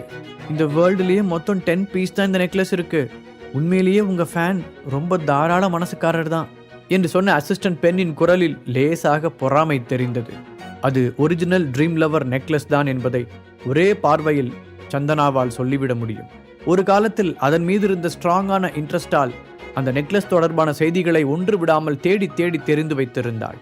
அதனால் அந்த பாக்ஸில் இருந்த நெக்லஸை பார்த்த உடனேயே அது ரியலானது என்பதை சந்தனா உணர்ந்திருந்தாள். தன் பக்கத்தில் இருந்த அசிஸ்டன்ஸ் எக்ஸைட் ஆகி கத்தியதில் சுய உணர்வுக்கு வந்த சந்தனா இப்போதும் நம்ப முடியாமல் அந்த நெக்லஸையே பார்த்தாள். இவ்வளோ காஸ்ட்லியான கிஃப்டை நமக்கு யார் ப்ரெசென்ட் பண்ணியிருப்பா? அவளுக்குள் குவெஸ்டின் எழுந்தது. ஒருவேளை அசோகா இருக்குமோ? ஆனால் அவனால கூட இவ்வளோ காஸ்ட்லியான கிஃப்டை வாங்க முடியாதே. சப்போஸ் நமக்கு இந்த நெக்லஸை வாங்கி தரணுங்கிறதுக்காகவே அவனோட மொத்த சொத்தையும் வித்துட்டானா? இதை யோசித்த பொழுது சந்தனாவிற்கு அவளையும் அறியாமல் அசோக்கின் மீது ஒரு சாஃப்ட் கார்னர் உருவானது. இன்னைக்கு நைட் ஃபேமிலி கெட் டுகெதருக்கு நான் மட்டும் இந்த ட்ரீம் லவர் நெக்லஸை போட்டுட்டு போனேன்னா அங்கே இருக்கிற எல்லா பொண்ணுங்களோட கண்ணும் என் மேலே தான் இருக்கும், அப்படியே பொறாமையில் வெந்துருவாங்க. அதை நினைக்கும் போது சந்தனாவிற்கு ஹார்ட் எகிரி குதிப்பதைப் போல ஒரே எக்ஸைட்டிங்காக இருந்தது. அதே நேரத்தில் இன்னொரு பக்கம் ஹரிஷ் அந்த ஃபேமிலி மீட்டிங்கிற்கு என்ன ட்ரெஸ் போடுவது என்ற குழப்பத்தில் இருந்தான். அவன் மால்களுக்கு சென்று சுற்றி பார்த்தான். அங்கிருந்த ட்ரெஸ் எதுவுமே அவனுக்கு பிடித்த ஸ்டைலில் இல்லை. ஃபைனலி ஹரிஷ் அவனுடைய சித்தப்பா அவனுக்காக ஏற்பாடு செய்திருந்த பர்சனல் செக்ரட்டரியை அழைத்து தனக்கான தேவையை கூறினான். உண்மையில் அந்த பர்சனல் செக்ரட்டரி நல்ல டேலண்டட் பர்சனாக இருந்தாள். அடுத்த ½ அன் ஹவரில் ஒரு சிம்பிளான ஹேண்ட்மேட் சூட்டை பக்காவாக ரெடி செய்து அவனுக்கு அனுப்பி வைத்தாள். அந்த ட்ரெஸ்ஸை எடுத்துக்கொண்டு வீட்டிற்கு திரும்பினான் ஹரிஷ். அங்கு சந்தனா கண்ணாடி முன் நின்று தன்னுடைய கழுத்தில் இருந்த ட்ரீம் லவர் நெக்லஸை ஆசையாக ரசித்து கொண்டிருப்பதை பார்த்தான். நாம கொடுத்த கிஃப்ட் சந்தனாவுக்கு ரொம்ப பிடிச்சிருக்கும் போலயே. இந்த நெக்லஸ் சந்தனாவோட சங்கு கழுத்துக்கு இன்னும் பொருத்தமா இருக்கு. இவ கழுத்துக்கு வந்ததுக்கு அப்புறம் தான் அந்த நெக்லஸே இன்னும் அழகா தெரியுது நினைத்த ஹரிஷ் அவளை ரசனையோடு பார்த்தான்.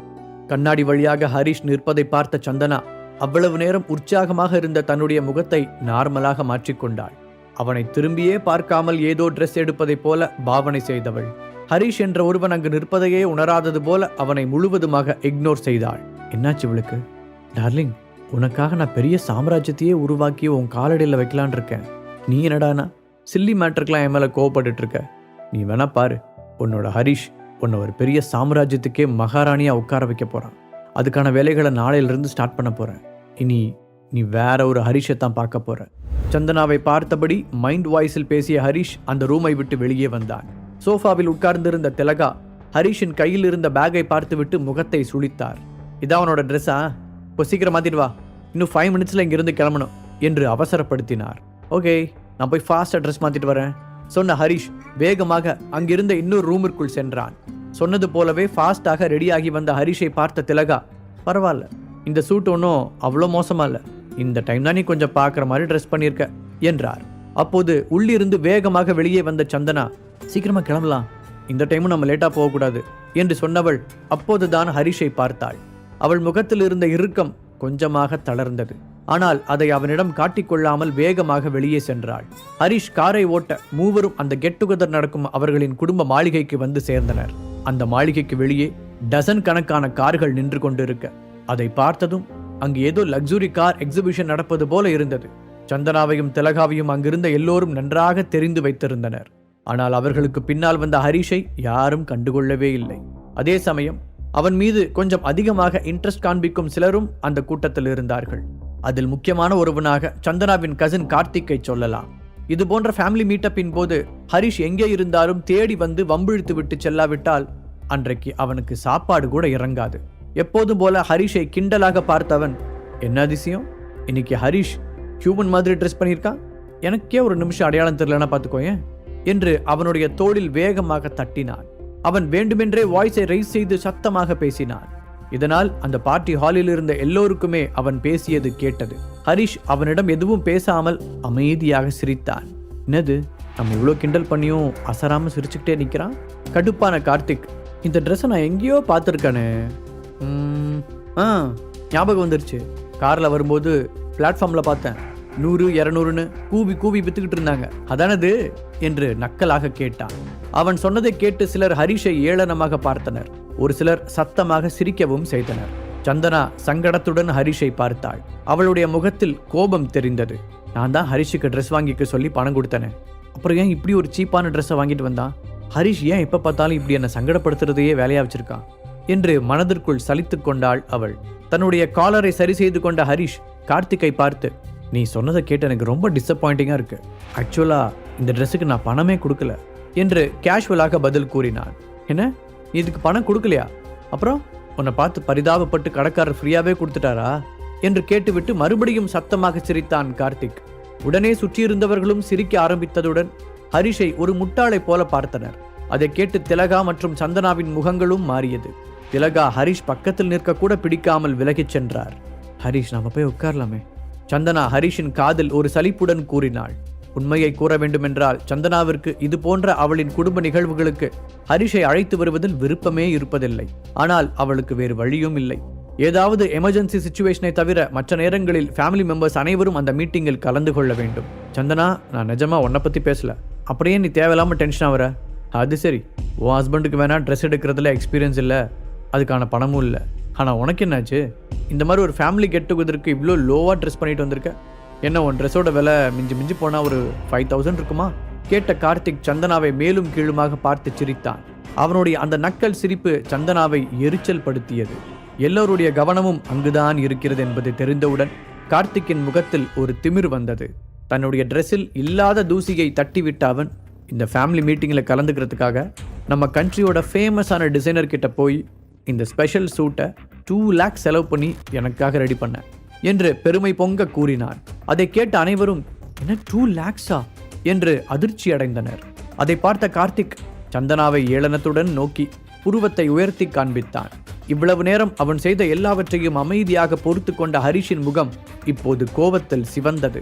ஹரிஷின் உண்மையான பேக்ரவுண்ட் தெரியாமல் பேசிக் கொண்டிருந்த கார்த்திக்கிற்கு பெரிய ஆப்பு ஒன்று காத்திருந்தது. கார்த்திக்கை ஆழமாக ஒரு பார்வை பார்த்த ஹரிஷ் அவனுடைய தோளில் தட்டினான். ஹே, என்ன பண்ற? உன்னை யார் என்ன தொட சொன்னது?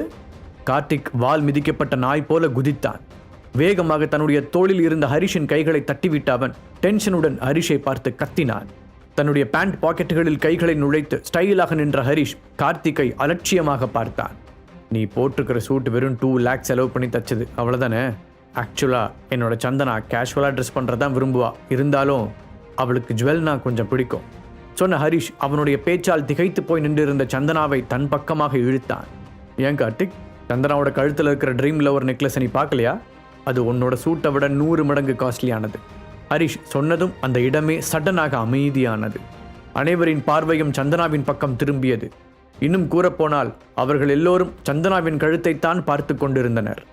என்ன, சந்தனா நிஜமாவே ட்ரீம் லவர் நெக்லஸ் போட்டிருக்காளா? ஒரு ரிலேட்டிவ் ஆச்சரியத்துடன் கேட்க அந்த இடமே தீப்பற்றியது போல் ஆனது.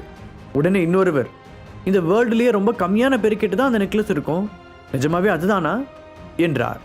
எக்ஸைட் ஆன பெண்கள் சந்தனாவின் பக்கத்தில் போய் ஆர்வமாக பார்த்தனர். பெரும்பாலான ஆண்களுக்கு கூட அந்த நியூஸ் அதிர்ச்சியாகத்தான் இருந்தது. எல்லோரும் ஆச்சரியத்துடன் சந்தனாவை பார்த்தனர். ஒரே நிமிடத்தில் கார்த்திக்கை டம்மியாக்கி சந்தனாவை அந்த கூட்டத்தின் ஹீரோயின் ஆக்கியிருந்தான் ஹரிஷ். தன்னையும் அறியாமல் ஹரிஷை ஆச்சரியமாக பார்த்த சந்தனா, இன்னைக்கு என்னமோ ஹரிஷ் கொஞ்சம் வித்தியாசமா தெரியுற மாதிரி இருக்கு என்று மனதிற்குள் நினைத்தாள். சந்தனாவின் கழுத்தை உற்று பார்த்த கார்த்திக், இங்க இருக்கிற எல்லாத்தையும் ஏமாத்த பார்க்குறீங்க. இது கண்டிப்பாக ட்ரீமில் ஒரு நெக்லஸாக இருக்காது. இவ்வளோ ரேரான நெக்லஸ் வாங்குறதுக்கு ஃபர்ஸ்ட் உங்ககிட்ட ஏது காசு? கண்டிப்பாக இவ போட்டிருக்கிறது ஃபேக்காக தான் இருக்கும் என்றான். அவனை நேராக பார்த்த ஹரிஷ், எங்ககிட்ட எவ்வளோ காசு இருக்குன்னு உனக்கு தெரியணும்னு அவசியம் இல்லை. அதோட உன்னோட இந்த கேள்விக்கெல்லாம் எங்களால் பதில் சொல்லிட்டு இருக்க முடியாது என்றான்.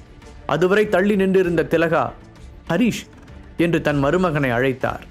ஆனால் அவனுடைய முகத்தில் இருந்த வார்னிங் லுக்கை பார்த்தவர் அவனை விட்டுவிட்டு சிரித்துக்கொண்டே கார்த்திக்கின் முன்னால் போய் நின்றார். கார்த்திக், ஹரிஷ் உன்னோட சின்ன பையன், இன்னும் அவனுக்கு எப்படி பேசுறதுன்னு சரியா தெரியாது. சரி அதெல்லாம் விடு, உன்னோட அப்பா அம்மா எங்க? நான் வந்ததிலிருந்து அவங்கள பார்க்கவே இல்லையே என்று பேச்சை மாற்ற முயற்சித்தார். ஆனால் கார்த்திக்கின் மனது கோபத்தில் எரிந்து கொண்டிருந்தது. என்ன தைரியம் இருந்தா அந்த முட்டாள் ஹரிஷ் அவ்வளோ ஈஸியா என்னை எதிர்த்து பேசியிருப்பான். மனதிற்குள் கோபமாக நினைத்தவன் திலகாவை ஏளனமாக பார்த்தான். என்னோட பேரண்ட்ஸ் வெளிநாட்டில் பிஸ்னஸ் பண்ணிட்டு இருக்காங்க. நாள் ஃபுல்லாக எதுவுமே செய்யாமல் சும்மா இருக்கிறதுக்கு அவங்க ஒன்றும் உங்களை மாதிரி லேசி கிடையாது என்று அவரின் முகத்தில் அடித்தார் போல கூறினார். கார்த்திக் அப்படி சொன்னது திலகாவை காயப்படுத்தியது. அதே நேரத்தில், நீங்க எல்லாரும் என்ன பண்ணிக்கிட்டு இருக்கீங்க என்று ஒரு வயதான பெண்மணியின் கம்பீரமான குரல் கேட்டது. பாட்டி? கார்த்திக்கின் முகம் சட்டென்று பிரைட்டாக மாறியது. அவன் வேகமாக திரும்பி பார்க்க அங்கு அந்த குடும்பத்தின் மூத்த தலைவி அனுராதா ஜெயராமன் மால்பெரி சில்க் அணிந்து மிடுக்காக வந்து கொண்டிருந்தார். கார்த்திக் வேகமாக அவரிடம் ஓடினான். அனுராதா தன்னுடைய ஃபேவரட் பேரனை சந்தோஷமாக பார்த்தார். கார்த்திக்கை பார்த்ததும் அவருடைய முகம் சாஃப்டாக மாறியதுடன் அதில் மகிழ்ச்சியான சிரிப்பு தெரிந்தது. ஆனால் சந்தனாவின் பக்கத்தில் நின்றிருந்த ஹரிஷை பார்த்ததும் அவருடைய அந்த சிரிப்பு சுவிட்ச் போட்டது போல மறைந்தது. அனுராதா பாட்டிக்கு தன்னை பிடிக்காது என்பது ஹரிஷுக்கு நன்றாகவே தெரியும். ஆனால் அவன் அதை பற்றியெல்லாம் கவலைப்பட்டதே இல்லை. எல்லாரும் வந்தாச்சுன்னா நாம உட்காரலாம், உத்தரவிடுவது போல கூறிய அனுராதா கார்த்திக்கின் கையை பிடித்துக்கொண்டு மெயின் டேபிளை நோக்கி நடந்தார். எல்லோரும் உட்கார்ந்த பிறகு அனுராதா அவர்களை என்கரேஜ் செய்யும் வகையில் பேசினார். எல்லோரும் அந்த குடும்பத்திற்காக ஹார்ட் ஒர்க் செய்ய வேண்டும் என்று கூறியவர் பேச்சை முடித்துக்கொண்டு அமர அந்த பார்ட்டி தொடங்கியது. முழு கதையையும் கேட்டு மகிழ பாக்கெட் FM ஆப்பை டவுன்லோட் செய்யுங்கள். லிங்க் டிஸ்கிரிப்ஷனில் கொடுக்கப்பட்டுள்ளது.